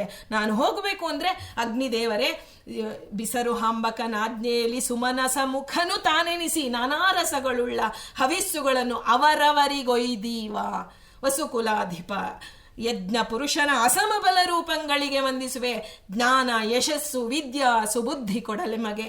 ಈ ಸ್ತೋತ್ರ ನಚಿಕೇತನಿಗೆ ಆ ಒಂದು ಸಾಕ್ಷಿಯಾಗಿ ನಿಂತು ಬಿಡ್ತು. ಅಗ್ನಿಯನ್ನು ಪ್ರಾರ್ಥನೆ ಮಾಡೇ ಬಿಟ್ಟ. ಸಾವು ಅನ್ನೋದು ಸಾವು ಹುಟ್ಟಿದ ಮೇಲೆ ಸಾವು ಸಹಜವಾಗಿಯೇ ಬರುತ್ತೆ. ಹಾಗಾಗಿ ನನಗೆ ನನ್ನ ತಂದೆ ಯಮದೇವರಿಗೆ ಕೊಟ್ಟಿದ್ದಾರೆ, ನೀ ನನ್ನನ್ನು ತಲುಪಿಸು ಅಂತ ಪ್ರಾರ್ಥನೆ ಮಾಡ್ದ. ಆ ಹೊತ್ತಿಗೆ ವಾಜಶ್ರವಸ್ಸಿಗೆ ಪಶ್ಚಾತ್ತಾಪವಾಗೋಯ್ತು. ಅಯ್ಯೋ ಎಂತಹ ಮಾತಾಡ್ಬಿಟ್ಟೆ, ಇರುವಂತಹ ಇಂಥ ಒಳ್ಳೆ ಬ್ರಹ್ಮಜ್ಞಾನಿಯಾದಂತಹ ಇಂಥ ಮಗನಿಗೆ ನಾನು ಹೀಗೆ ಹೇಳ್ಬಿಟ್ನಲ್ಲ ಅಂತ ಪಶ್ಚಾತ್ತಾಪ ಆಯಿತು. ಆದರೆ ಏನು ಮಾಡೋಕ್ಕಾಗಲ್ಲ, ನಾಲಿಗೆಯಿಂದ ಬಂದುಬಿಟ್ಟಿದೆ ವಿಷಯ. ಆ ಬಂದ ಮೇಲೆ ಕೋಪ ಅನ್ನೋದು ಅನರ್ಥಕ್ಕೆ ಸಾಧನ ಅಂತ ಹೇಳಿ ಆಡಿದ ಮಾತು ಬಿಟ್ಟ ಬಾಣ ಯಾವತ್ತೂ ಹಿಂತಿರುಗಿ ಬರೋದಿಲ್ಲ. ಮಗ ತಂದೆಯನ್ನ ಸಮಾಧಾನ ಮಾಡ್ತಾನೆ. ಅಪ್ಪ, ನೀನು ಕೊಟ್ಟಂತಹ ದಾನವನ್ನ ಸಾರ್ಥಕಪಡಿಸುವಂತೆ ನೀನು ನನಗೆ ಅನುಗ್ರಹ ಮಾಡುವಂತ ತಂದೆಗೆ ನಮಸ್ಕಾರ ಮಾಡಿ ಹೊರಟೇ ಬಿಟ್ಟ. ಅಲ್ಲಿ ಕೇವಲ ಹೇಗೆ ಹೊರಟ ಅದು ನಮಗೆ ಒಂದು ವಿವರವಾಗಿ ತಿಳಿತಾ ಹೋಗೋಣ. ಈಗ ಅವನು ಹೇಗೆ ಆ ಒಂದು ನಚಿಕೇತ ಹೊರಟ ಅಂದರೆ ದೇಹ ಅಲ್ಲೇ ಇತ್ತು, ಸಶರೀರವಾಗಿ ಹೋಗಿಲ್ಲ. ನಚಿಕೇತ ದೇಹ ಇದೆ, ಆದರೆ ಅದು ತಂದೆಗೆ ಗೊತ್ತಾಗಿದೆ ಇದು ಕೇವಲ ದೇಹ, ಅವನು ತನ್ನ ಜೀವ ಹೊರಟಿದನಲ್ಲಿ ಅಂತ. ಆದರೆ ಏನು ಮಾಡುವಂತಿಲ್ಲ, ಯಜ್ಞ ಪ್ರಾರಂಭವಾಗಿದೆ. ಯಜ್ಞದ ಮಧ್ಯೆ ಇಂತಹ ಅವಘಡ ನಡೆದೇ ಹೋಯಿತು. ನಚಿಕೇತ ಆ ಒಂದು ಅಗ್ನಿದೇವರು ಕರೆದುಕೊಂಡು ಹೋಗಿ ಯಮದೇವರ ಮುಂದೆ ಬಿಟ್ಟರು. ಅಗ್ನಿದೇವರು ಪ್ರಾರ್ಥನೆ ಮಾಡಿದ್ದ ನಚಿಕೇತ. ಆಗ ಅಲ್ಲಿ ಭಗವಂತ ನೋಡಿ ಏನು ವ್ಯವಸ್ಥೆ ಮಾಡಿದ್ದಾನೆ ಅಂದರೆ, ಆ ಯಮದೇವರಿಗೆ ಕಾರ್ಯದ ಒಂದು ನಿಮಿತ್ತದಿಂದ ಅವರು ಹೊರಗಡೆ ಹೊರಟಿದ್ರು. ಹೊರ ಅಂದರೆ ಮನೆ ಒಳಗೆ ಇರಲಿಲ್ಲ, ಕಾರ್ಯದ ನಿಮಿತ್ತದಿಂದ ಬೇರೆ ಕಡೆ ಹೋಗಿದ್ದಾರೆ ಯಮದೇವರು. ಅಂತಹ ಸಮಯದಲ್ಲಿ ನಚಿಕೇತ ಹೋಗುವಂತೆ ಭಗವಂತ ಪ್ರೇರಣೆ ಮಾಡ್ದ. ಹೀಗೆ ಮಾಡಿದಾಗ ಅವನ ಹೆಂಡತಿ ಶ್ಯಾಮಲಾದೇವಿ, ಮೂರ್ತಿದೇವಿ ಎಲ್ಲರೂ ಬಂದು ನಚಿಕೇತನನ್ನು ಒಳ್ಳೆ ಬ್ರಹ್ಮಚಾರಿ ಅಗ್ನಿಯಂತೆ ಶೋಭಿಸ್ತಾ ಇದ್ದಾನೆ ಅಂತ ಅವನನ್ನು ಒಳಗೆ ಕರೀತಾರೆ. ಆದರೆ ಕರೆದಾಗ ಅವನು ಹೇಳ್ತಾನೆ, ಬಾಲಕ ನಚಿಕೇತ ಧೈರ್ಯವಾಗಿ ನಿಶ್ಚಿಂತೆಯಾಗಿ ಹೇಳ್ತಾನೆ, ಯಮಧರ್ಮ ಮನೆಯಲ್ಲಿ ಯಜಮಾನ ಇಲ್ಲದಿದ್ದಾಗ ನಮಗೆ ಅನುಮತಿ ಇಲ್ಲ ಒಳಗೆ ಬರೋದಕ್ಕೆ, ಯಜಮಾನ ಬಂದ ನಂತರ ಬರುತ್ತೇನೆ ಅಂತ ಹೇಳಿ ಯಮಧರ್ಮನ ಮನೆಯ ಮುಂದೆ ಕುಳಿತೇ ಬಿಟ್ಟ ನಚಿಕೇತ. ಅಗ್ನಿಯಂತೆ ಶೋಭಿಸ್ತಾ ಇದ್ದಾನೆ. ಆಗ ಏನು ಅನ್ನ ನೀರು ಯಾವುದನ್ನು ಸ್ವೀಕಾರ ಮಾಡ್ತಿಲ್ಲ, ಮನೆ ಒಳಗೂ ಬರ್ತಿಲ್ಲ, ಆಹಾರವನ್ನು ತೆಗೆದುಕೊಳ್ತಾ ಇಲ್ಲ. ಹೀಗೆ ಯಮನ ಅಪ್ಪಣೆ ಇಲ್ಲದೆ ಇವರು ಏನು ಮಾಡೋದಕ್ಕೆ ತೋಚದೆ ಎಲ್ಲರೂ ನಿದ್ರಾಹಾರ ಮರೆತು ಆ ನಚಿಕೇತನ ಮುಂದೆ ನಿಂತಿದ್ದಾರೆ, ಅಸಹಾಯಕರಾಗಿ ನಿಂತಿದ್ದಾರೆ. ಇವನು ಬರೋದಿಲ್ಲ ಅಂತಿದ್ದಾನೆ. ಎಲ್ಲವೂ ಧರ್ಮವೇ ನಡೀತಾ ಇದೆ. ಎಲ್ಲರೂ ಉಪವಾಸ ಕೂತ್ರು. ಯಮಧರ್ಮರಾಜ ಬಂದ. ಶ್ಯಾಮಲಾದೇವಿ ಓಡಿ ಬರ್ತಾಳೆ. ಇನ್ನೂ ಬರುವಂತಹ ಒಂದು ನಾವೇನು ಕಾಂಪೌಂಡ್ ಅಂತ ಹೇಳ್ತೀವಿ ಮನೆಗೆ, ಇನ್ನೂ ಬರುವಕ್ಕಿಂತ ಮುಂಚೆ ಓಡಿ ಬರ್ತಾಳೆ. ಸ್ವಾಮಿ, ಮನೆಯ ಮುಂದೆ ಅಗ್ನಿ ಕುಳಿತಿದೆ, ಮೊದಲು ಬನ್ನಿ, ನೀವು ಶಾಂತ ಮಾಡಬೇಕು. ಒಬ್ಬ ಬ್ರಹ್ಮಚಾರಿ ಮನುಷ್ಯನಿಗೆ ಎಂತಹ ಒಂದು ದೇವಲೋಕದಲ್ಲಿ ಎಂತಹ ಮರ್ಯಾದೆ ಸಿಕ್ಕಿದೆ ನಚಿಕೇತನಿಗೆ ಅಂದರೆ, 3 ದಿವಸದಿಂದ ಇಂತಹ ಈ ಅಗ್ನಿ ನನ್ನ ಒಂದು ಇದನ್ನೇ ಸುಟ್ಟಿ ಬಿಡುತ್ತೆ, ಇದನ್ನು ಇನ್ನೂ ಹೆಚ್ಚು ದಿನಗಳು ಬಿಟ್ಟರೆ ಅಂತ ಹೇಳಿದ ಯಮದೇವರು ಓಡಿ ಬರ್ತಾರೆ. ಯಮದೇವರು ಓಡಿ ಬರೋದು ಅದು ನಮ್ಮ ಕಲ್ಪನೆಗೂ ಮೀರಿದ್ದು. ನಾವು ಇದನ್ನು ಕೇಳಿದ್ವಿ. ಇವತ್ತು ನಚಿಕೇತನ ಒಂದು ಬ್ರಹ್ಮಚರ್ಯಕ್ಕೆ ಆ ಒಂದು ಇದಕ್ಕೆ ಹೇಗೆ ತಲೆಬಾಗಿದ್ರು ಯಮದೇವರು. ಎಂತಹ ದೇವತೆಯಾದರೂ ಬ್ರಾಹ್ಮಣನಿಗೆ ತಲೆಬಾಗ್ತಾನೆ. ಹಾಗೆ ತಾಯ ಒಂದು ಹೆಂಡತಿ ಅವಳು ಹೇಳ್ತಾಳೆ, ಯಾರು ಶ್ಯಾಮಲಾದೇವಿ ಹೇಳುವ ಮಾತನ್ನು ನಾವು ಕೇಳಬೇಕು.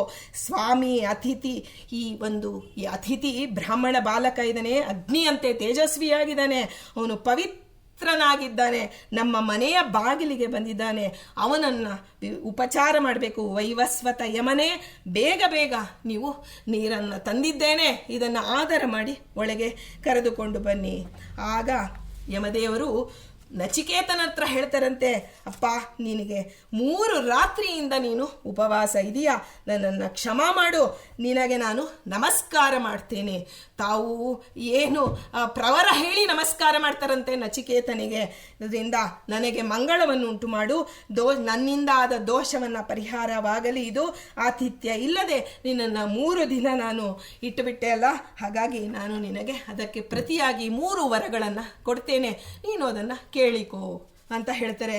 ಆಗ ಆ ಪುಟ್ಟ ಬಾಲಕ ಯಮಧರ್ಮರಾಯನಿಂದ ನಮಸ್ಕರಿಸಿಕೊಂಡನು. ಅಂದರೆ ಅಲ್ಲಿಯ ಒಂದು ಧರ್ಮಕ್ಕೆ ಯಮ ಹೇಗೆ ತಲೆಬಾಗ್ತಾನೆ, ಅಲ್ಲಿ ಧರ್ಮ ಇತ್ತು, ಧಾರ್ಮಿಕದ ಸಂತಾನ ಅವನು.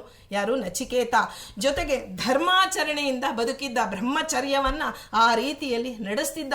ಅಂಥದಕ್ಕೆ ಯಮಧರ್ಮರಾಯನೂ ತಲೆಬಾಗಿದ. ಆಗ ನಚಿಕೇತ ಹೇಳ್ತಾನೆ, ಆ ಉಪನಿಷತ್ಗಳ ನಮೋ ಅರ್ಭಕೇಭ್ಯ, ಪುಟ್ಟಾಣಿ ಒಂದು ಬಾಲಾದಪಿ ಶುಕಾದಪಿ, ಯಾರೇ ಆದರೂ ಭಗವಂತ ಅಲ್ಲಿ ಬಂದಿದ್ದಾನೆ ಅಂತ ನಮಗೆ ತಿಳಿದ್ರೆ ಆ ಮಗುವನ್ನು ನಾವು ಕಾಣಬೇಕು ಗೌರವದಿಂದ ಅಂತ ನಮಗೆ ಉಪನಿಷತ್ತು ತಿಳಿಸ್ಕೊಡುತ್ತೆ.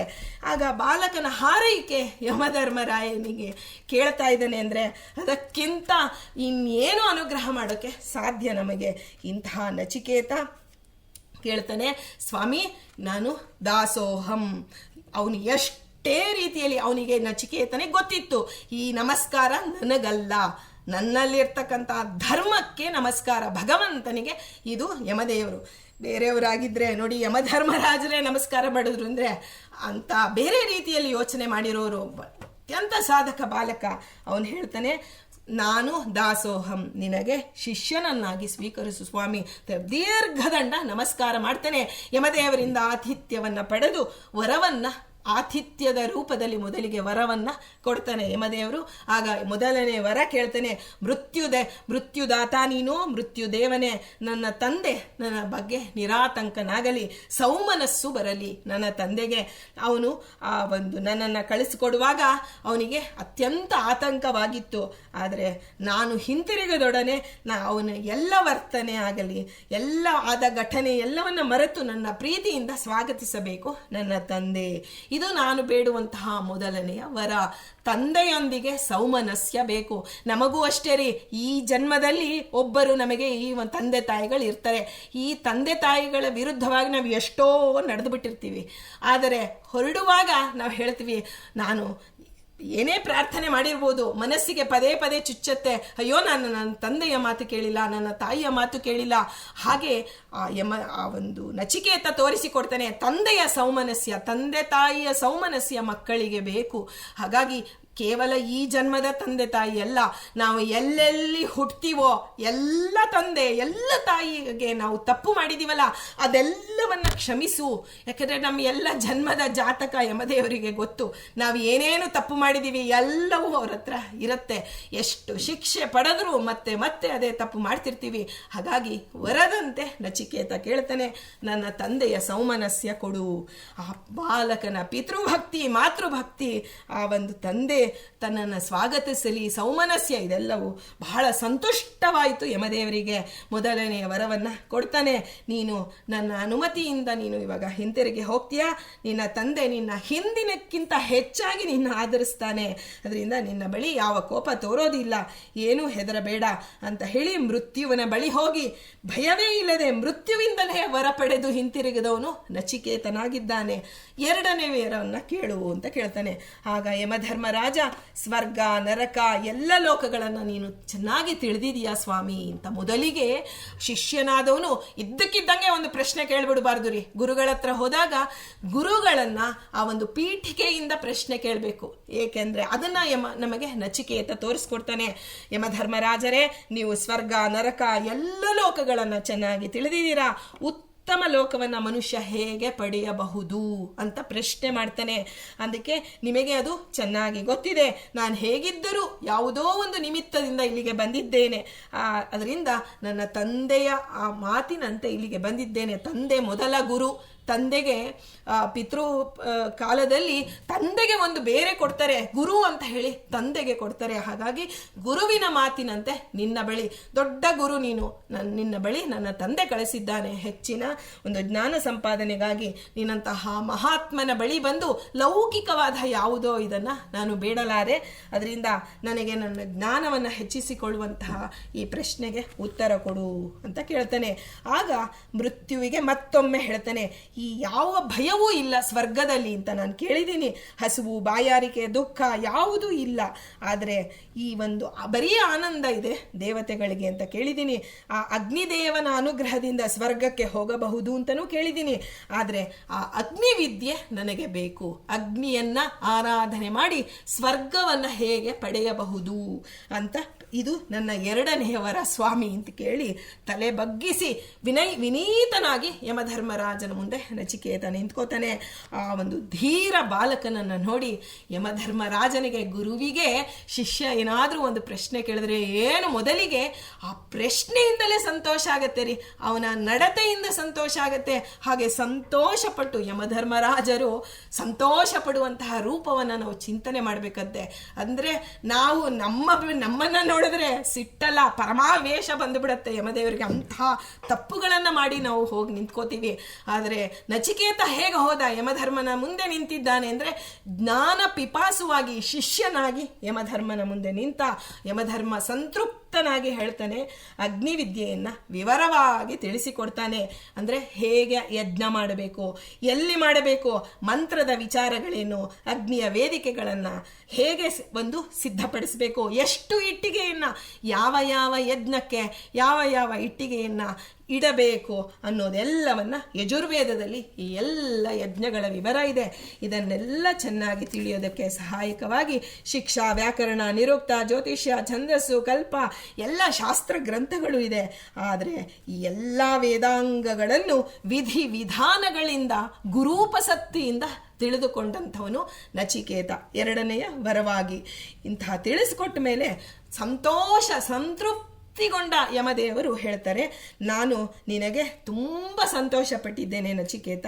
ನಿನಗೆ ನೀನು ಕೇಳಿದ ಒಂದು ಎರಡನೇ ವರಕ್ಕೆ ಆ ಸಂತೋಷದಿಂದ ನಾನೇ ಇನ್ನೊಂದು ನಿನಗೆ ಅನುಗ್ರಹ ಮಾಡ್ತೀನಿ. ಇದು ನೀನು ಕೇಳಿದ್ದಲ್ಲ, ನಾನು ಸಂತೋಷದಿಂದ ಕೊಡ್ತಾ ಇದ್ದೀನಿ ಅಂತ ಹೇಳಿ ಏನು ಹೇಳ್ತಾನೆ, ಈ ಅಗ್ನಿ ಏನು ವಿದ್ಯೆಯನ್ನು ಕೇಳಿದೆಯಲ್ಲ, ಈ ಅಗ್ನಿ ವಿದ್ಯೆಗೆ ನಾಚಿಕೇತಾಗ್ನಿ ಅನ್ನೋದೇ ಇನ್ನು ಮುಂದೆ ಇದು ಈ ಅಗ್ನಿ ವಿದ್ಯೆಯನ್ನು ನಾಚಿಕೇತಾಗ್ನಿ ಎಂದೇ ಪ್ರಸಿದ್ಧಿಯಾಗಲಿ ಅಂತ ನಚಿಕೇತನ ಹೆಸರನ್ನೇ ಆ ಒಂದು ವಿದ್ಯೆಗೆ ಕೊಟ್ಟುಬಿಟ್ಟ.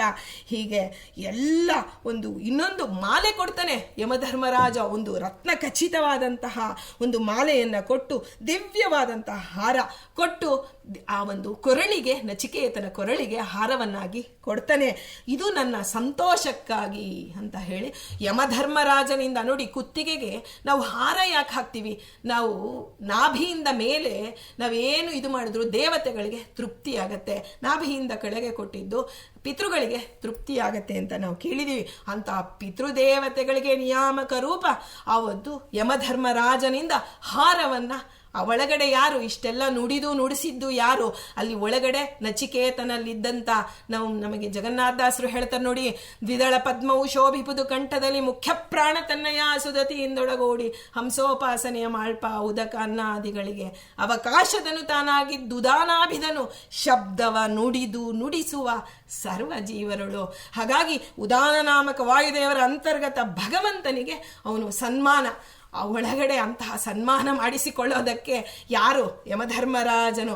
ಗುರುವಿನಿಂದ ಶಿಷ್ಯನಿಗೆ ಸನ್ಮಾನ ಆಗೇ ಹೋಯಿತು. ಈಗ ಮತ್ತೆ ಇನ್ನೊಂದು ಮೂರನೇ ವರ ಇದೆಯಲ್ಲ, ಆ ಮೂರನೇ ವರವನ್ನು, ಯಾಕೆಂದರೆ ನೋಡಿ ಕೊನೆಯಲ್ಲಿ ಯಾವತ್ತು ನಾವು ಶಾಸ್ತ್ರದಲ್ಲೂ ಹೇಳ್ತೀವಿ, ಮೊದಲು ಪ್ರಾರಂಭಕ್ಕಿಂತ ಅಂತ್ಯ ಅನ್ನೋದು ಬಹಳ ಮುಖ್ಯ. ಉಪಕ್ರಮಕ್ಕಿಂತ ವಿಜಯೇಂದ್ರ ಸೋಳ ಹೇಳ್ತಾರೆ, ಉಪಕ್ರಮಕ್ಕಿಂತ ಉಪಸಂಹಾರ ದೊಡ್ಡದು. ಯಾವುದೇ ಒಂದು ಮಾತಾಡ್ಬೇಕಾದ್ರೆ ಎಲ್ಲ ಪಂಡಿತರದು ಭಾಷಣ ಇಟ್ಟಿರ್ತಾರೆ, ಎಲ್ಲರೂ ಹೇಳ್ತಾರೆ, ಅದಾದ್ಮೇಲೆ ಕೊನೆಯಲ್ಲಿ ಸ್ವಾಮಿಗಳದ್ದು, ಅಂದ್ರೆ ಅದಾದ್ಮೇಲೆ ಮತ್ತೇನಿಲ್ಲ, ಕ್ಲೋಸ್ ಕಾರ್ಯಕ್ರಮ. ಹಾಗೆ ಕೊನೆಯದಿದೆಯಲ್ಲ ಉಪಸಂಹಾರ ಬಹಳ ದೊಡ್ಡದು. ನಮ್ಮ ಹುಟ್ಟಿಗಿಂತ ಸಾವು ಅನ್ನೋದಿದೆಯಲ್ಲ ಅದು ಬಹಳ ದೊಡ್ಡದು ಅಂತ ಸಾವಿನ ದೇವತೆಯಾದಂತಹ ಯಮಧರ್ಮರಾಜನ ಮುಂದೆ ಮೂರನೇ ವರವನ್ನ ನಚಿಕೇತ ಕೇಳ್ತಿದ್ದಾನೆ. ಆಗ ನಚಿಕೇತ ಹೇಗೆ ಪ್ರಾರಂಭ ಮಾಡ್ತಾನೆ ಅನ್ನೋದ್ರೆ, ಒಬ್ಬ ಮನುಷ್ಯ ಇದನ್ನಲ್ಲ, ಅವನು ಸಾವಿಗೆ ಒಂದಲ್ಲ ಒಂದು ದಿನ ಸಾಯಲೇಬೇಕು, ವಶನಾಗೆ ಆಗ್ತಾನೆ. ಆದರೆ ಸಾವು ಅಂದರೆ ಅದು ದೇಹವನ್ನ ಬಿಡೋದು ಅಂತ ಅಷ್ಟೇ. ದೇಹ ಬಿಟ್ಟ ಮೇಲೆ ಎಲ್ಲವೂ ಹೊಟ್ಟೋಯ್ತಾ ಅಂದರೆ, ನಿಜವಾದ ಒಂದು ಜ್ಞಾನಿಗಳು ಆ ನಚಿಕೇತ ಆ ಒಂದು ಕೇಳುವಾಗ ಹೇಗೆ ಇರ್ತಾರೆ, ಸತ್ತ ಮೇಲೆ ಏನಾಯಿತು, ಏನಾಗತ್ತೆ, ಎಲ್ಲರಿಗೂ ಕುತೂಹಲ ಇದೆ ರೀ. ನಾವು ಸಾಯುವವರೆಗೂ ಎಲ್ಲವೂ ನಮ್ಮ ಕಣ್ಣೆದುರು ನಡೆಯುತ್ತೆ. ಒಮ್ಮೆ ಆ ಪ್ರಾಣ ಜೀವ ಹೊರಟ ದೇಹ ಬಿಟ್ಟು ಅಂದಾಗ ಏನಾಗತ್ತೋ ಅದು ನಮಗೆ ಗೊತ್ತಿಲ್ಲ. ಆದರೆ ನೀನು ಅದಕ್ಕೆ ನಿಯಾಮಕ ಮೃತ್ಯು ದೇವತೆ, ನೀನು ಏನಾಗತ್ತೆ ಅದನ್ನು ನನಗೆ ತಿಳಿಸಿಕೊಡು. ಎಲ್ಲರೂ ಮನುಷ್ಯರು ಹೇಳ್ತಾರೆ, ಸತ್ತ ಮೇಲೂ ಮನುಷ್ಯ ಇದ್ದಾನೆ, ಆತ್ಮ ಇದೆ ಅಂತ ಹೇಳ್ತಾನೆ, ಇರೋದಿಲ್ಲ ಅಂತ ಒಬ್ಬೊಬ್ರು ಹೇಳ್ತಾರೆ. ಹೀಗೆ ಸಂಶಯ ಜ್ಞಾನ ಇದೆ. ಆದರೆ ಸತ್ಯ ಏನು ಅನ್ನೋದನ್ನ ನಾನು ನಿನ್ನಿಂದಲೇ ತಿಳಿಯ ಬಯಸ್ತೇನೆ. ಅದರಿಂದ ಇದು ನನ್ನ ಮೂರನೇ ವರ ಅಂತ ಹೇಳಿ ವಿನೀತನಾಗಿ ತಲೆ ಬಗ್ಗಿಸಿ ಕೈ ಜೋಡಿಸಿ ಮುಂದೆ ನಚಿಕೇತ ನಿಂತ್ಕೊತಾ ಇದ್ದಾನೆ. ಆಗ ಮತ್ತೆ ಮಾತಾಡ್ತಾನೆ, ಮೃತ್ಯು ದೇವತೆ ನೀನು, ಸಾವಿನ ವಿಷಯ, ಸಾವಿನ ನಂತರ ಏನಾಗತ್ತೆ, ಇಂತಹ ದೊಡ್ಡ ಪ್ರಶ್ನೆಯನ್ನು ಈ ಬಾಲಕ ಕೇಳ್ತಿದ್ದಾನೆ ಅಂತ ದಯಮಾಡಿ ನನ್ನ ಮೇಲೆ ಕೋಪಗೊಳ್ಳಬೇಡ ಸ್ವಾಮಿ. ನನ್ನ ಆಸೆ ನೀನು ಕೇಳಿದ್ಯಾ, ವರ ಕೇಳು ಅಂತ ನೀನೇ ಕೇಳಿರೋದು, ವರ ಕೊಡ್ತೀನಿ ಅಂತ ನೀ ಹೇಳಿದ್ಯಾ, ಅದಕ್ಕಾಗಿ ಕೇಳಿದ್ದೇನೆ ಅಂತ ವಿನಯವಾಗಿ ಮತ್ತೊಮ್ಮೆ ಹೇಳ್ದ. ಆಗ ಯಮದೇವರು ಇವರನ್ನ ಆತ್ಮವಿದ್ಯೆ, ಬೇರೆ ಎಲ್ಲ ವಿದ್ಯೆ ಕೊಡಬೇಕಾದ್ರೆ ಅದನ್ನ ನೀನು ಸ್ವಲ್ಪ ಶ್ರಮ ವಹಿಸಿದ್ರೆ ಬಂದುಬಿಡುತ್ತೆ. ಆದರೆ ಬ್ರಹ್ಮಜ್ಞಾನ, ಆತ್ಮಜ್ಞಾನ ಅಷ್ಟು ಸುಲಭವಾಗಿ ಗುರುಗಳು ಕೊಡುವುದು ಇಲ್ಲ. ಅದು ನಮ್ಮ ತಲೆಯಲ್ಲಿ ಇರಬೇಕು. ನೋಡಿ, ನಾನು ಪ್ರಶ್ನೆ ಕೇಳಿದೆ, ಅವ್ರು ಉತ್ತರನೇ ಕೊಟ್ಟಿಲ್ಲ. ಉದಾಸೀನ ಬೇಡ. ಯಾಕೆಂದ್ರೆ ನಾನು ಪ್ರಶ್ನೆ ಕೇಳೋದಕ್ಕೆ ನನಗೆ ಅರ್ಹತೆ ಬಂದಿದೆ ಅಂದ್ರೆ ಗುರುಗಳು ಉತ್ತರ ಕೊಡ್ತಾರೆ ಅನ್ನೋ ಒಂದು ಸಿದ್ಧಾಂತಕ್ಕೆ ನಾವು ಬದ್ಧವಾಗಿರಬೇಕು. ಹೀಗೆ ಯಮದೇವರು ಅವನನ್ನು ಪರೀಕ್ಷೆ ಮಾಡ್ತಿದ್ದಾರೆ. ಮಗು, ಇದು ಅತ್ಯಂತ ರಹಸ್ಯವಾದಂತಹ ವಿದ್ಯೆ, ಇದು ಎಲ್ಲರಿಗೂ ತಿಳಿಯೋದಕ್ಕೆ ಸುಲಭ ಅಲ್ಲ. ಅದರಲ್ಲೂ ನಿನ್ನಂಥ ಎಳೆ ಬಾಲಕನಿಗೆ ಇದು ಕಷ್ಟ. ದೇವತೆಗಳಿಗೆ ಇದರಲ್ಲಿ ಸಂದೇಹವಿದೆ. ಅದರಿಂದ ಇದು ಸೂಕ್ಷ್ಮ ವಿಷಯ. ನಚಿಕೇತ, ಇದರಲ್ಲಿ ಒತ್ತಾಯ ಮಾಡಬೇಡ. ನಿನಗೇನು ಬೇಕೋ ಕೇಳು, ಇದರ ಬದಲಾಗಿ ನಿನಗೇನು ಬೇಕೋ ವರ ಕೊಡ್ತೇನೆ. ಅದನ್ನು ಈ ವಿದ್ಯೆಯನ್ನು ಮಾತ್ರ ಕೇಳಬೇಡ. ನಮ್ಮ ನಡವಳಿಕೆನೂ ಹಾಗೆ ನೋಡಿ. ತಾಯಿ ಒಂದು ಡಬ್ಬ ಹೇಳ್ತಾಳೆ, ಆ ಡಬ್ಬದಲ್ಲಿ 5 ಕೊಡು ಅಂತ ಕೇಳತ್ತೆ ಮಗು. ಆಗ ಆ ಡಬ್ಬನ ಮೇಲೆ ತಿಟ್ಬಿಟ್ಟು ಇದನ್ನು ಬಿಟ್ಟು ಇನ್ನೇನು ಬೇಕಾದ್ರೆ ಕೇಳಿದ್ರು, ಇಲ್ಲ ನಂಗೆ ಅದೇ ಬೇಕು ಅಂತ ಕೇಳುತ್ತೆ. ಯಾವುದು ಬೇಡ ಅಂತ ನಾವು ಹೇಳ್ತೀವಿ, ಇಲ್ಲಿ ಹೋಗಬೇಡ ಅಂದರೆ ನಾವು ಅಲ್ಲೇ ಹೋಗ್ತೀವಿ. ಇದು ಮನುಷ್ಯನ ಸಹಜ ಸ್ವಭಾವ ಅಂತ ನಾವು ಹೇಳ್ತಿದ್ವಿ. ಆದರೆ ವಿದ್ಯೆ ಕಲಿಬೇಕಾದ್ರೆ ಇದು ಬರಬೇಕು. ಇದು ನಿನಗೆ ಬರೋದಿಲ್ಲ ಅಂತ ಯಾರಾದರೂ ಹೇಳಿದ್ರೆ, ಹೌದಾ, ನಾನು ಇದನ್ನು ಕಲಿಯೋದಕ್ಕೆ ಪ್ರಯತ್ನ ಮಾಡೋಣ, ನಮಗೆ ಹಾಗಲ್ಲ, ಇದು ಬರಲ್ಲ ಅಂತ ಒಂದ್ಸಲಿ ಅನ್ಸಿದ್ರೆ ಬಿಟ್ಬಿಡ್ತೀವಿ. ಆದರೆ ನಚಿಕೇತನನ್ನು ನಾನು ನೋಡಿ ಕಲಿಬೇಕು ರೀ. ನಮಗೆ ಬರೋದಿಲ್ಲ ಅಂತ ನಮ್ಮ ಮನಸ್ಸಿಗೆ 1000 ಬಾರಿ ಅನ್ನಿಸ್ಬೋದು. ನನಗೆ ಅಯ್ಯೋ ಏನು ನೆನಪಿರೋದಿಲ್ಲಪ್ಪ, ಓದಕ್ಕೆ ಬರೆಯೋಕ್ಕೆ ಯಾವ ಶ್ಲೋಕ ನೆನಪಿರಲ್ಲ. ಬೇಡ, ನಮ್ಮ ಪ್ರಯತ್ನ ನಿರಂತರವಾಗಿದ್ರೆ ಆ ವಿದ್ಯೆ ನಮಗೆ ಬರುತ್ತೆ. ನಚಿಕೇತ ನಮಗೆ ಸ್ಫೂರ್ತಿಯಾಗಬೇಕು. ಹಾಗೆ ಯಮದೇವರು ಹೇಳ್ತಾರೆ, ಶ್ರೇಷ್ಠ ವಿದ್ಯೆಯನ್ನು ತಿಳಿಯುವಂತಹ ಒಂದು ಛಲವಾದಿ ನಚಿಕೇತ. ಅವನ ಜ್ಞಾನದಾಹ ಅತ್ಯಂತ ತೀವ್ರವಾಗಿತ್ತು. ಆದರೆ ಅವನು ಹೇಳ್ದ ಮೃತ್ಯು ದೇವತೆಗೆ, ಬೇಡ ಸ್ವಾಮಿ, ಈ ವಿಷಯದಲ್ಲಿ ದೇವತೆಗಳಿಗೆ ಸಂಶಯ ಇದೆ ಅಂತ ನೀ ಹೇಳಿದ ಮೇಲೆ ಸಾಮಾನ್ಯರಿಗೆ ತಿಳಿಯೋದು ಅಂತ ನೀ ಹೇಳಿದಾಗ ಅದು ಮುಖ್ಯವಾದಂಥ ವಿಷಯನೇ ಆಗಿದೆ. ಅದರಿಂದ ಅದನ್ನು ನನಗೆ ಬೇರೆ ಇನ್ಯಾರು ಹೇಳೋದಕ್ಕೆ ಸಾಧ್ಯವಿಲ್ಲ. ಭಗವಂತ ಕೊಟ್ಟ ಗುರು ನೀನು, ನನ್ನ ತಂದೆ ಗುರು. ಆ ಗುರು ಹೆಚ್ಚಿನ ಜ್ಞಾನೋಪದೇಶಕ್ಕಾಗಿ ನಿನ್ನ ಬಳಿ ಕಳಿಸ್ಕೊಟ್ಟಿದ್ದಾನೆ. ದಯಮಾಡಿ ಇಲ್ಲ ಅನ್ಬೇಡ. ಪ್ರಾರ್ಥನೆ, ದೀನನಾಗಿ ಅವನು ಪ್ರಾರ್ಥನೆ ಮಾಡ್ತಾನೆ. ಆಗ ಯಮದೇವರು ಹೇಳ್ತಾರೆ, ಈ ವರವನ್ನೇ ಬೇಡ, ಒಂದು ಅದರ ಬದಲು ನಿನಗೆ ಎಂಥೆಂಥ ಒಂದು ಆಮಿಷಗಳನ್ನು ಹೇಳ್ತಾನೆ ಅಂದರೆ, ಇದಕ್ಕೆ ಸಮಾನವಾಗಿ ಬೇರೆ ಯಾವುದಿದೆ ಹೇಳು. ನೀನು ಕೇಳಿದೆ, ಈ ವರದ ಬದಲಾಗಿ ನೀ ಏನು ಬೇಕಾದರೂ ಕೇಳು ಕೊಡ್ತೀನಿ ಅಂದರೆ, ಇಂತಹ ಒಂದು ಇದಕ್ಕೆ ಸಮಾನವಾದದ್ದು ಯಾವುದು ಅಂದಾಗ ನಿರುತ್ತರನಾಗಿ ಬಿಟ್ಟ ಯಮಧರ್ಮ. ಇದಕ್ಕೆ ಸಮನಾದದ್ದು ಯಾವುದೂ ಇಲ್ಲ. ಆತ್ಮಜ್ಞಾನಕ್ಕೆ ಸಮನಾದದ್ದು ಯಾವುದಿದೆ ಪ್ರಪಂಚದಲ್ಲಿ? ಯಾವುದೂ ಇಲ್ಲ. ಇನ್ಯಾವುದಾದ್ರೂ ಕೇಳ್ಕೊ ಅಂದರೆ ಇನ್ಯಾವುದೂ ಇಲ್ಲ. ದೇವನನ್ನ ತಿಳಿಯೋದಕ್ಕೆ ಬ್ರಹ್ಮಜ್ಞಾನ ಬೇಕೇ ಬೇಕು ಅಂದಮೇಲೆ ಇದನ್ನು ಬಿಟ್ಟು ನೀನು ಬೇರೆ ಕೇಳು ಅಂತಿದೆಯಲ್ಲ ಅಂದರೆ, ಮೃತ್ಯು ದೇವತೆಗೆ ನಿರುತ್ತರನನ್ನಾಗಿ ಮಾಡಿಬಿಟ್ಟ ನಚಿಕೇತ. ಅಂತಹ ಪ್ರಶ್ನೆಯನ್ನು ಹೊರಡಿಸಿದವನು ಒಳಗಡೆ ಭಗವಂತ. ಅವನು ನಿರ್ಧಾರ ಮಾಡಿಬಿಟ್ಟಿದ್ದಾನೆ, ನಚಿಕೇತನಿಗೆ ಇಂತಹ ವಿದ್ಯೆ ಉಪದೇಶ ಆಗಲೇಬೇಕು ಅಂತ. ಅದಕ್ಕಾಗಿ ಇಂತಹ ಮಾತುಗಳನ್ನು ಹೊರಡಿಸ್ತಿದ್ದಾನೆ ಅಂತ ತಿಳಿಬೇಕು. ಆದರೆ ಮತ್ತೆ ಮೃತ್ಯು ದೇವತೆ ಹೇಳ್ತಾನೆ, ಎಂತೆಂಥ ಮರುಳು ಮಾಡುವ ಮಾತು ಹೇಳ್ತಾನೆ ಅಂದರೆ, ಮಗು ನಚಿಕೇತ, ನಿನಗೆ ಆಯ್ತು ಬಿಡಪ್ಪ, ನೀ ಹೇಳಿದ್ದೆಲ್ಲ ಸರಿ, ಆದರೆ ಈಗ ನಾನು ಇನ್ನೂ ಒಂದು ಮಾತು ಹೇಳ್ತೀನಿ ಕೇಳು. 100 ವರ್ಷ ಸಂಪೂರ್ಣ ಆಯುಷ್ಯ ಇರುವಂಥ ಮಕ್ಕಳು ಬೇಕಾ ನಿನಗೆ? ತಗೋ, ನಾನು ಕೊಡ್ತೀನಿ. ಮೊಮ್ಮಕ್ಕಳು ಬೇಕಾ? ಕೊಡ್ತೀನಿ. ಬೇಕಾದಷ್ಟು ಹಸು ಸಂಪತ್ತು, ಗೋ ಸಂಪತ್ತು ಬೇಕಾ? ಕೊಡ್ತೀನಿ. ಈ ಆನೆ, ಕುದುರೆ, ಚಿನ್ನ, ಭೂಮಿ, ದೊಡ್ಡ ಮನೆ, ಏನು ಬೇಕಾದರೂ ಕೊಡ್ತೇನೆ.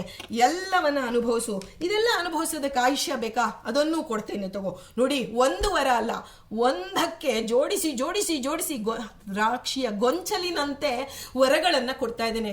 ದ್ರಾಕ್ಷಿ ಹಣ್ಣನ್ನು ನೋಡಿ ಮೊನ್ನೆ ಯಾರೋ ಕೇಳ್ತಿದ್ರು, ಅಲ್ಲ ರೀ, ದ್ರಾಕ್ಷಿ ನೋಡಿದ್ರೆ ನಿಮ್ಗೆ ಏನನ್ಸುತ್ತೆ ಅಂತ. ನಚಿಕೇತ ನಮಗೆ ನೆನಪಾಗ್ಬೇಕ್ರಿ. ದ್ರಾಕ್ಷಿಯ ಗೊಂಚಲು ಹೇಗೆ ಒಂದಕ್ಕೊಂದು ಒಂದು ಗೊಂಚಲಿನಲ್ಲಿ 20, 30, 50 ಹಣ್ಣುಗಳು ಇರುತ್ತೆ.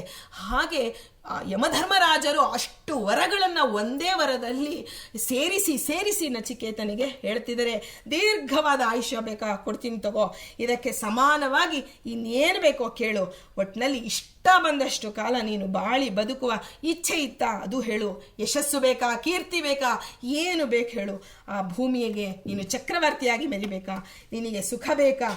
ಏನು ಬೇಕೋ ಅದನ್ನು ನಾನು ಕೊಡ್ತೇನೆ ಅಂತ ಹೇಳಿದ್ರು. ಅಷ್ಟೇ, ಕೊಡ್ತೇನೆ ಅಂದಾಗ ಆಗ ಎಲ್ಲ ದುರ್ಲಭ ಇಂಥ ಸುಖ ಭೋಗಗಳು ಏನು ಬೇಕೋ ಎಲ್ಲವನ್ನ ಕೇಳು ಅಂದಾಗ ಮತ್ತೆ ನಚಿಕೆ ಹೇಳ್ತಾನೆ, ಈ ಎಲ್ಲವನ್ನ ಮನುಷ್ಯರಿಗೆ ಬೇಕಾದಂತಹ ಇಷ್ಟೆಲ್ಲ ಕೊಟ್ಟ ಮೇಲೆ ನಿನಗೆ ಸಂಗಾತಿ ಬೇಕಾ? ಸುಂದರಾಂಗಿಯರನ್ನ ಕೊಡ್ತೇನೆ, ಏನು ಬೇಕಾದರೂ ಕೇಳು, ಆದರೆ ಸಾವಿನ ರಹಸ್ಯವನ್ನ ಕೇಳಬೇಡ. ಆಗ ನಚಿಕೇತ ಹೇಳ್ತಾನೆ, ಪರ್ವತದಂತೆ ಸ್ಥಿರವಾಗಿದ್ದ. ನಾವು ಮಂಗಳಾಷ್ಟಕದಲ್ಲಿ ಮೇರೋರ್ ಹಿಮವಾಂಶ್ಚ ಮಂದರಗಿರಿ ಕೈಲಾಸ ಶೈಲಸ್ತಥಾ ಮಾಹೇಂದ್ರೋ ಮಲಯಶ್ಚ ವಿಂಧ್ಯ ನಿಷದೌ ಸಿಂಹಸ್ಥತಾರೈವತಃ ಸಹ್ಯಾದ್ರಿರ್ವರಗಂಧಮಾದನಗಿರಿ ಮೈನಾಕ ಗೋಮಂತಕೌ ಇತ್ಯಾದ್ಯಾಹ ಭುವಿ ಭೂಧರಾಶ್ಚ ಸತತಂ ಕುರ್ವಂತು ನೋ ಮಂಗಲಂ ಅಂತ ಕೇಳ್ತೀವಿ. ಪರ್ವತ, ನಾವೇನಾದರೂ ಒಂದು ನಿರ್ಧಾರ ತಗೊಂಡ್ರೆ ಆ ನಿರ್ಧಾರ ತೆಗೆದುಕೊಳ್ಳುವಾಗ ಆ ಪರ್ವತಾಭಿಮಾನಿಗಳನ್ನ ನಾವು ಸ್ಮರಣೆ ಮಾಡ್ಬೇಕಂತೆ. ನಿರ್ಧಾರ ಬೆಟ್ಟದಂತೆ ಅಚಲವಾಗಿ ನಿಂತ್ಕೊಂತು. ಎಲ್ಲ ಪರ್ವತಾಭಿಮಾನಿಗಳು ಆ ಒಂದು ಭೂಮಿಯನ್ನು ಧರಿಸಿರೋದು ಪರ್ವತಗಳು. ಚಾಪೆಯಂತೆ ಇದೆ ಭೂಮಿ, ಆ ಪರ್ವತಗಳು ಹಾಗೆ ಭೂಮಿಯನ್ನು ಧರಿಸಿದೆ ಅಂತ ನಾವು ಕೇಳ್ತೀವಿ. ಅದಕ್ಕೆ ನೋಡಿ, ಪರ್ವತರಾಜನ ಮಗಳು ಪಾರ್ವತಿ ನಮ್ಮ ಮತಿ ಪ್ರೇರಿಸುವಳು ಅಂತ ನಾವು ಕೇಳ್ತೀವಿ.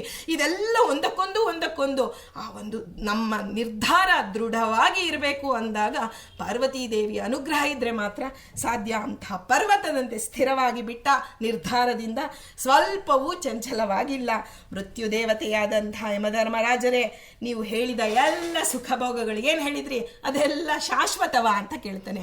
ಏನು ಮತ್ತೊಮ್ಮೆ ನಿರುತ್ತರನನ್ನಾಗಿ ಮಾಡಿದ ಯಮನನ್ನ ಶಾಶ್ವತವ ಅಂದರೆ ಇಲ್ಲ, ಅಶಾಶ್ವತವಾದದ್ದು. ಹಾಗಾಗಿ ಈ ಎಲ್ಲವೂ ಅಶಾಶ್ವತವಾದಂತಹ ಮನುಷ್ಯನ ಶರೀರ, ಇಂದ್ರಿಯ ಎಲ್ಲವನ್ನ ಜೀರ್ಣ ಮಾಡಿಬಿಡುತ್ತೆ ಈ ಸುಖ ಭೋಗಗಳು. ಎಲ್ಲರ ಆಯುಷ್ಯವೂ ಅಲ್ಪವೇ ಆಗಿದೆ. ಈ ವಾಹನ, ನೃತ್ಯ, ಗೀತ ಎಲ್ಲವೂ ನನಗೆ ಬೇಡ. ನನಗೆ ಯಾವ ಧನವೂ ಬೇಡ. ಅದರಿಂದ ಧನ, ಎಷ್ಟು ಧನ ಕೊಟ್ಟರೂ ತೃಪ್ತಿ ಕೊಡುವಂತಹ ಒಂದು ಗುಣ ಆ ಧನದಲ್ಲಿ ಇಲ್ಲ. ಹಾಗಾಗಿ ನನಗದು ಬೇಡ. ಈ ಸಾವು ಅನ್ನೋದು ಎಲ್ಲವನ್ನ ಕಬಳಿಸಿ ಬಿಡುತ್ತೆ. ಸಾವಿಗೆ ಕೇಡಿಲ್ಲದಂತಹ ಅಮೃತದ ಸಮೀಪಕ್ಕೆ ನಾನು ಬಂದು ಮತ್ತೆ ಮುಪ್ಪು ಸಾವಿನ ಆ ಒಂದು ಕೆಳಗಿನ ಲೋಕಕ್ಕೆ ನನ್ನನ್ನು ಹೋಗುವಂತೀಯ ಸ್ವಾಮಿ, ಖಂಡಿತ ಹೋಗಲಾರೆ. ನಾನು ನರಳುತ್ತಾ ಬದುಕಬೇಕು. ಆದ್ರಿಂದ ಬೇಡ, ನನಗೆ ಶಾಶ್ವತವಾದಂತಹ ಒಂದು ಲೋಕವನ್ನು ಕೊಡುವಂತಹ ಆತ್ಮವಿದ್ಯೆಯನ್ನು ನನಗೆ ಉಪದೇಶ ಮಾಡು ಅಂತ ಯಮದೇವರನ್ನ ಕೇಳ್ತಾರೆ. ಆಗ ನಚಿಕೇತನ ಒಂದು ದಾಢ್ಯತೆಯನ್ನ ಯಮಧರ್ಮರು ನಮ್ಮ ತತ್ವಾಭಿಮಾನಿಗಳೆಲ್ಲ ಅವರು ಒಬ್ಬರಾಗಿದ್ದಾರೆ. ಆದರೆ ಅದೆಲ್ಲವನ್ನ ಹೊರಗೆ ಹಾಕ್ತಿದ್ದಾರೆ. ಅವನ ನಿರ್ಧಾರದನ್ನ ಏನು ಅನ್ನೋದನ್ನ ಜಗತ್ತಿಗೆ ಪರಿಚಯ ಮಾಡಿಕೊಡ್ಬೇಕು ಅಂತ ಹೇಳಿ ಇಷ್ಟೆಲ್ಲ ಹೇಳಿದ್ರು. ಆಮೇಲೆ ಆ ಒಂದು ದೃಢ ನಿಶ್ಚಯವನ್ನ ತೋರಿಸಿಕೊಟ್ಟ ಮೇಲೆ ಆ ಯಮದೇವರು ಸಂಪೂರ್ಣವಾಗಿ ಅವನಿಗೆ ಅನುಗ್ರಹ ಮಾಡಿ ಆತ್ಮವಿದ್ಯೆಯನ್ನು ಇವನು ಉಪದೇಶ ಮಾಡೋದಕ್ಕೆ ಯೋಗ್ಯನಾಗಿದ್ದೇನೆ. ಮೊದಲಿಗೆ ನೋಡಿ, ದೇವರ ಪೂಜೆ ಮಾಡ್ಬೇಕಾದ್ರೆ ಹೇಗೆ ಕಸ ಗುಡಿಸಿ ಮನೆಯೆಲ್ಲ ಶುದ್ಧ ಮಾಡಿ ಆನಂತರ ದೇವರನ್ನ ಪೂಜೆ ಮಾಡ್ತೀವಿ, ಹಾಗೆ ಅವನ ಮನಸ್ಸಿನಲ್ಲಿ ಏನೇನು ಕಸಗಳಿತ್ತೋ ಎಲ್ಲವನ್ನು ಹೊರಗೆ ಹಾಕಿದ. ಎಲ್ಲವನ್ನ ಸ್ವಚ್ಛ ಸ್ವಚ್ಛವನ್ನಾಗಿ ಮಾಡಿ ಆತ್ಮೋಪದೇಶವನ್ನು ಮಾಡ್ತಾ ಇದ್ದಾರೆ ಯಮದೇವರು. ಒಂದೆರಡು ಮಾತಲ್ಲಿ ತಿಳಿಯೋಣ, ತುಂಬ ಹೊತ್ತಾಗಿದೆ. ನಿಮ್ಮ ಸಮಯ ಎಲ್ಲರಿಗೂ ಅವರವ ಸಮಯ ಅಮೂಲ್ಯ. ಆದರೆ ಹೇಳುವಂತಹ ಒಂದು ಇದು ಉತ್ಸಾಹದಿಂದ ಇದು ಸಮಯ ನೋಡೇ ಇಲ್ಲ ನಾನು. ಆದರೆ ಪ್ರೇಯಸ್ಸು ಮತ್ತು ಶ್ರೇಯಸ್ಸು ಅಂತ ಎರಡು ಮಾರ್ಗಗಳಿದೆ. ಯಮದೇವರ ಉಪದೇಶ ರೀ. ಆ ಒಂದು ಸಾವಿನ ನಂತರ ಏನಾಗತ್ತೆ, ಎರಡು ಮಾರ್ಗ ಇದೆ. ನೀನು ಪ್ರೇಯಸ್ಸು ಮಾರ್ಗಕ್ಕೆ ಹೋಗ್ತೀಯೋ, ಶ್ರೇಯಸ್ಸಿನಲ್ಲಿ ಪ್ರೇಯಸ್ಸನ್ನು ಬೇಕು ಅಂತ ಅಪೇಕ್ಷೆ ಮಾಡಿದ್ರೆ ಪ್ರೇಯಸ್ಸಿನ ಮಾರ್ಗದಲ್ಲಿ ಕರ್ಕೊಂಡು ಹೋಗ್ತಾನೆ. ಶ್ರೇಯಸ್ಸು ಬೇಕು ಅಂತ ನೀನು ಅಪೇಕ್ಷೆ ಮಾಡಿದ್ರೆ ಶ್ರೇಯಸ್ಸಿನ ಮಾರ್ಗದಲ್ಲಿ ನೀನು ಮುಂದೆ ಜೀವ ಹೋಗ್ತಾನೆ. ಅಂದರೆ ಪ್ರೇಯಸ್ಸು ಅಂದರೆ ಯಾವುದು? ಪ್ರಿಯವಾದದ್ದು, ನಾಲಿಗೆ ಯಾವುದು ಇಷ್ಟ ಆಗುತ್ತಲ್ಲ, ನಮಗೆ ಯಾವುದು ಬೇಕು ಅಂತ ಧರ್ಮಕ್ಕೆ ವಿರುದ್ಧವಾಗಿ ಯಾವುದು ಬೇಕು ಅನಿಸುತ್ತಲ್ಲ, ಅದು ಪ್ರೇಯಸ್ಸು. ಅದು ಆದರೆ ಶ್ರೇಯಸ್ಸು ಹಿತವಾದದ್ದು, ನಮಗೆ ಬೇಡ ಅನಿಸುತ್ತೆ ಆದರೆ ಅದು ಹಿತ, ನಮಗೆ ಹಿತವಾದದ್ದು ಬೇಕು. ಶ್ರೇಯಸ್ಸುಖ ಅಂದರೆ ಆತ್ಮಸುಖ. ಈ ಪ್ರೇಯಸ್ಸಿನ ಸುಖ ತಾತ್ಕಾಲಿಕ, ಶ್ರೇಯಸ್ಸಿನ ಸುಖ ನಿತ್ಯ ಸುಖ. ಹಾಗಾಗಿ ಮನುಷ್ಯನಿಗೆ ಸುಖ ಬೇಕೇ ಬೇಕು, ಆದರೆ ದುಃಖ ಯಾರಿಗೂ ಬೇಡ. ಆದರೆ ಸುಖಕ್ಕಾಗಿ ಮನುಷ್ಯ ದುಃಖದ ಕರ್ಮವನ್ನೇ ಮಾಡ್ತಾ ಇದ್ದಾನೆ. ದುಃಖ ಬೇಕು ಅಂತ ಯಾರಿಗೂ ಅಪೇಕ್ಷೆ ಇಲ್ಲ, ನರಕದಲ್ಲಿ ನರಳಬೇಕು ಅಂತ ಯಾರಿಗೂ ಇಷ್ಟ ಇಲ್ಲ. ಆದರೆ ನಾವು ಮಾಡುವ ಎಲ್ಲ ಕರ್ಮಗಳು ನಮಗೆ ನರಕವನ್ನೇ ಹೊಂದಿಸಿ ಕೊಡ್ತಾ ಇದೆ. ಅದರಿಂದ ಆ ಒಂದು ಶಾಶ್ವತವಾದ ಶ್ರೇಯಸ್ಸಿನ ಕರ್ಮ, ಪ್ರೇಯಸ್ಸಿನ ಮಾರ್ಗ ನೀನು ತಿಳಿಬೇಕು ಅಂತ ಹೇಳ್ತಾರೆ. ಇನ್ನೊಂದು ತುಂಬ ಇದೆ ರೀ, ಆದರೆ ನಾನು ಮೇಲ್ನೋಟದಲ್ಲಿ ಹೇಳ್ತಿರೋದು, ಮನುಷ್ಯ ಅಂದರೆ ಮನೋದೇಹಿ, ಬುದ್ಧಿಜೀವಿ. ಅವನು ದೇಹ ಕಣ್ಣಿಗೆ ಕಾಣುತ್ತೆ, ಆದರೆ ದೇಹದಲ್ಲಿ ಕೈ, ಕಾಲು, ಕಣ್ಣು, ಕಿವಿ, ನಾಲಿಗೆ ಎಲ್ಲ ಇಂದ್ರಿಯಗಳು ಕಾಣಿಸ್ತಿದೆ. ಆದರೆ ಅವ್ಯಾವುದು ತಮಗೆ ಬೇಕು ಅಂತ ಇದು ಮಾಡಲ್ಲ. ಮನೋದೇಹಿ ಅಂತ ಯಮದೇವರು ಕರೀತಾರೆ ದೇಹನ. ಮನಸ್ಸು ಬಂದರೆ ಒಂದು ಒಂದು ಒಂದು ಪುಸ್ತಕ ಇಲ್ಲಿಂದ ಎತ್ತಲ್ಲಿ ಇಡಬೇಕು ಅಂದ್ರೆ ನಮ್ಮ ಮನಸ್ಸು ಬಂದ್ರೆ ಇಡ್ತೀವ್ರಿ, ಇಲ್ಲ ಅಂದ್ರೆ ಅದು ಅಲ್ಲೇ ಇರುತ್ತೆ. 10 ದಿನ ಅಲ್ಲ, 1 ತಿಂಗಳಾಗ್ಲಿ ಆ ಪುಸ್ತಕ ಅಲ್ಲೇ ಇರುತ್ತೆ. ಯಾಕೆಂದ್ರೆ ನಮಗೆ ಬುದ್ಧಿ ಒಳಗಿಂದ ಪ್ರೇರಣೆ ಆದ್ರೆ ಆ ಕೈ ಕೆಲಸ ಮಾಡೋದು. ನಮಗೆ ಇದು ಯಾವುದು ಅಲ್ಲ, ಒಳಗಡೆ ಮನಸ್ಸು ಅನ್ನೋದು ಪ್ರಧಾನ ಅಂತ ಹೇಳ್ತಾರೆ. ಅದರಿಂದ ಇಚ್ಛೆ ಅನ್ನೋದು ಮನಸ್ಸಿಗೆ ಬರಬೇಕು. ಆ ಮನಸ್ಸು ಅನ್ನೋದು, ದೇಹ ಅನ್ನೋದು ಒಂದು ರಥ ಆದರೆ ಅದು ಎಲ್ಲ ಇಂದ್ರಿಯಗಳು ಕುದುರೆ ಇದ್ದಂತೆ. ಅದಕ್ಕೆ ಅದನ್ನು ಹಿಡಿಯುವಂತಹ ಆ ಹಗ್ಗ ಯಾವುದಿದೆಯಲ್ಲ ಅದು ಮನಸ್ಸು. ಬುದ್ಧಿ ಅನ್ನೋದು ಸಾರಥಿ. ಈ ದೇಹವೆಂಬ ರಥದಲ್ಲಿ ಆ ಒಂದು ಆತ್ಮನಿದ್ದಾನೆ, ಅವನ ಆಶ್ರಯದಲ್ಲಿ ನಾವು ಎಲ್ಲವೂ ಬೆಳುತ್ತಿದೆ. ದೇಹ ಹೇಗಿದ್ದ, ಜೀವ ಹೇಗಿದ್ದ ದೇಹದಲ್ಲಿ ಒಂದು ಸೂಕ್ಷ್ಮವಾದ ವಿಚಾರಕ್ಕೆ ಹೇಳ್ತಾರೆ ಯಮದೇವರು. ನಾವು ಹೇಗಿದ್ದೀವ್ರಿ ಒಳಗಡೆ ನಮಗೆ ಗೊತ್ತಿಲ್ಲ, ಆದರೆ ಯಮಧರ್ಮರಾಜರು ಹೇಳ್ತಾರೆ ಪ್ರಕಾಶಮಾನನಾಗಿದ್ದಾನೆ ಆ ಒಂದು ಜೀವ ಅಂತೆ. ಜೀವ ಈಗ ಒಂದು ಕಣ್ಣಿನಿಂದ ನೋಡ್ತಾನೆ, ಕಿವಿಯಿಂದ ಕೇಳ್ತಾನೆ, ಇಲ್ಲಿಂದ ಕೂತಿದ್ದಾನಲ್ಲ ಇಂದ ಓಡಿ ಕಣ್ಣಿಗೆ ಬರ್ತಾನೆ, ಕಿವಿಗೆ ಬರ್ತಾನೆ, ಮಾಡ್ತಾನೆ ಅಲ್ಲ. ಪ್ರಕಾಶ. ಇವಾಗ ಒಂದು ದೀಪ ಹಚ್ಚಿದ್ವಿ, ಇವತ್ತು ದೀಪೋತ್ಸವ ಮಾಡಿದ್ದೀವಿ. 48 ಜ್ಞಾನಿಗಳನ್ನೇ ದೀಪವಾಗಿ ಬಿಂಬನಿಗೆ ನಾವು ಹಚ್ಚಿದ್ದೀವಿ. ದೀಪದ ಬೆಳಕಿನಲ್ಲಿ ಈ ಜ್ಞಾನವನ್ನು ಪಡ್ಕೊಳ್ಳೋಣ. ಹೇಗೆ ಅಂದರೆ ಆ ಪ್ರಕಾಶಮಾನವಾಗಿದೆ. ಈಗ ಕತ್ತಲೆಯಲ್ಲಿ ನೀವು ದೀಪ ಹಚ್ಚಿದಾಗ ದೀಪದ ಪ್ರಭೆ ಒಂದು ಅದರದಕ್ಕೆ ನಾವೇನು ಹೇಳ್ತೀವಿ, ಪ್ರಭಾವಳಿ ಅಂತೀವಿ. ಎಷ್ಟು ಕಡೆಗೆ ಅದು ಬೆಳಕು ಕೊಡುತ್ತೆ ಅಂತ ಇದೆಯಲ್ಲ, ಆ ರೀತಿ ಪ್ರಕಾಶಮಾನನಾಗಿ ಇಡೀ ದೇಹದಲ್ಲಿ ಆ ಜೀವನ ವ್ಯಾಪ್ತಿ ಇದೆ. ಜೀವ ಹಾಗಿದ್ದಾನೆ ಎನ್ನುವ ಸೂಕ್ಷ್ಮ ವಿಚಾರವನ್ನು ಯಮದೇವರು ನಮಗೆ ಹೇಳಿಕೊಡ್ತಾರೆ.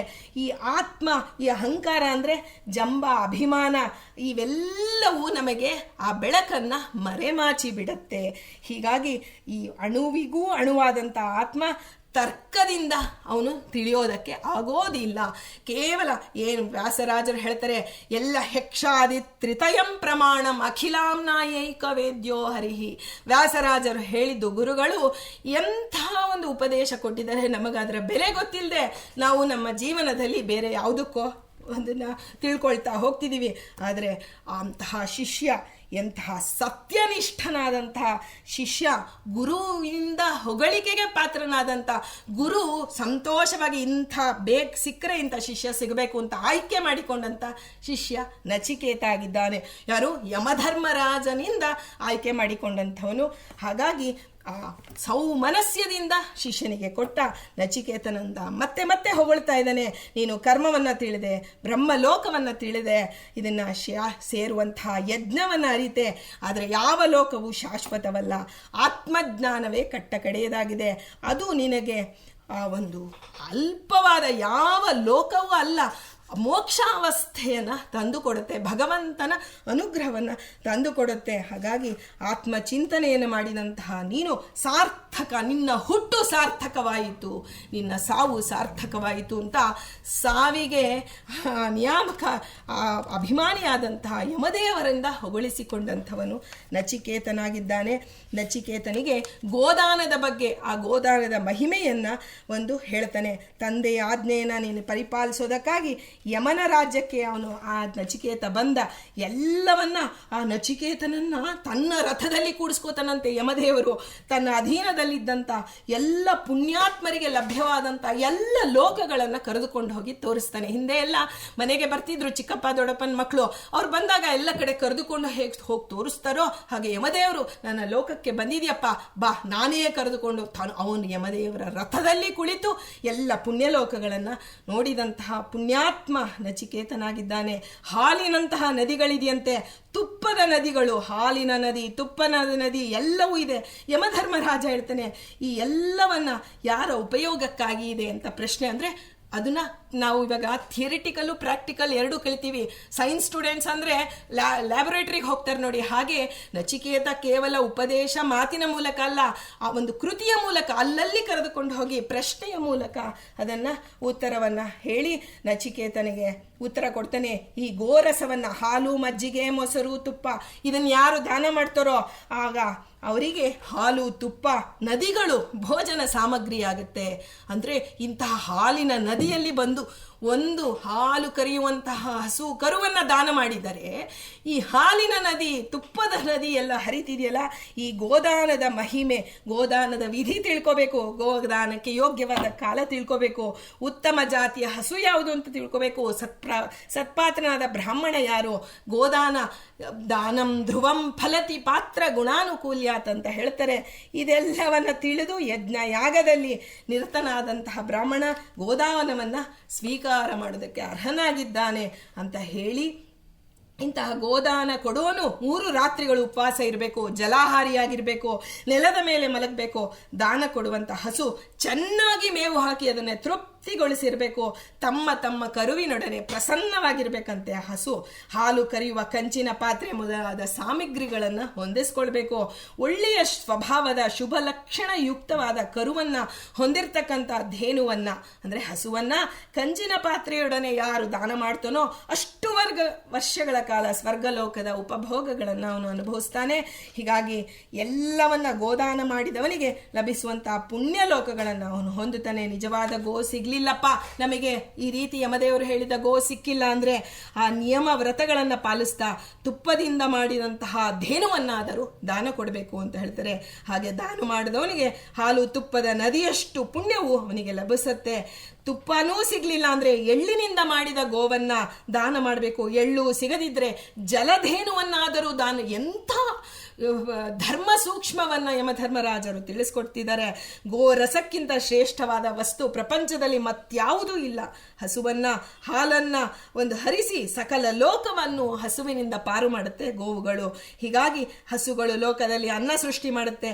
ಈ ವಿಷಯವನ್ನ ತಿಳಿದು ಯಾರು ಹಸುಗಳ ವಿಷಯದಲ್ಲಿ ಸೌಹಾರ್ದ ಹೊಂದುತ್ತಾನೋ ಅದನ್ನ ಅದು ಹಸುಗಳ ಹಾಲು ಸೂರ್ಯನ ಕಿರಣಗಳಿಗೆ ಸಮಾನವಾಗಿದೆ ಅಂತ ಹೇಳ್ತಾನೆ. ಈ ಗೋದಾನ ಮಾಡಿದವನು ಕಿರಣಗಳು ಪ್ರಸರಿಸುವಂತಹ ಸೂರ್ಯನಂತೆ ಪ್ರಕಾಶಮಾನ. ಕೆಲವೊಬ್ಬರಿಗೆ ಕಾಂತಿ ಇರುತ್ತೆ, ಗೋದಾನ ಮಾಡಿದ ಫಲ ಅಂತ ನಾವು ತಿಳಿಬೇಕು ಅದನ್ನ. ಹೀಗೆ ಇಂತಹ ಆತ್ಮವಿದ್ಯೆ ಒಂದು ಎಲ್ಲರಿಗೂ ಇದನ್ನು ಧರಿಸೋದಕ್ಕೆ ಸಾಧ್ಯವಿಲ್ಲಪ್ಪ. ಹಾಗಾಗಿ ಇದು ಕತ್ತಿಯ ಮೇಲೆ ನಡೆದಂತೆ ಆ ಶಿಷ್ಯ ಆ ರೀತಿ ಇದ್ದು ವಿದ್ಯೆ ಸಂಪಾದನೆ ಮಾಡ್ಕೋಬೇಕು ಅಂತ ಹೇಳುತ್ತೆ. ಆ ಕಠೋಪನಿಷತ್ತು ಒಂದು ಮಾತು ಹೇಳುತ್ತೆ ರೀ, ಆ ಒಂದು ನಚಿಕೇತನಂತೆ ಶ್ರದ್ಧೆ, ಗುರುಭಕ್ತಿ, ಸಣ್ಣ ಸಣ್ಣ ಆಸೆಗಳಿಗೆ ಬಲಿಯಾಗದಂತಹ ಮನಸ್ಸು, ಶ್ರೇಷ್ಠವಾದದ್ದನ್ನೇ ಪಡೆಯಬೇಕು ಅನ್ನುವ ಛಲ ಯಾರಿಗಾದರೂ ಇದ್ದರೆ ಆಗ ಈ ವಿದ್ಯೆ ಸಫಲವಾಗತ್ತೆ. ನಚಿಕೇತನ ಒಂದು ಚರಿತ್ರೆ ನಮಗೆ ಇದೆಲ್ಲವನ್ನ ಕೊಡುವಂತಹ ಒಂದು ಹಸುವಿನಂತೆ ನಚಿಕೇತ ಕಾಣ್ತಾ ಇದ್ದಾನೆ. ನಮಗೆ ಎಲ್ಲವನ್ನ ಕೊಟ್ಟು ಹೇಗೆ ಆ ಗೋವು ನಮಗೆ ಉಪಕಾರಿಯಾಗಿದೆಯೋ ಆ ರೀತಿ ನಚಿಕೇತನ ಸ್ಮರಣೆ ಇವತ್ತು ನಮಗೆ ಯಮಧರ್ಮರಾಜರ ಅನುಗ್ರಹವನ್ನು ತಂದುಕೊಡಲಿ.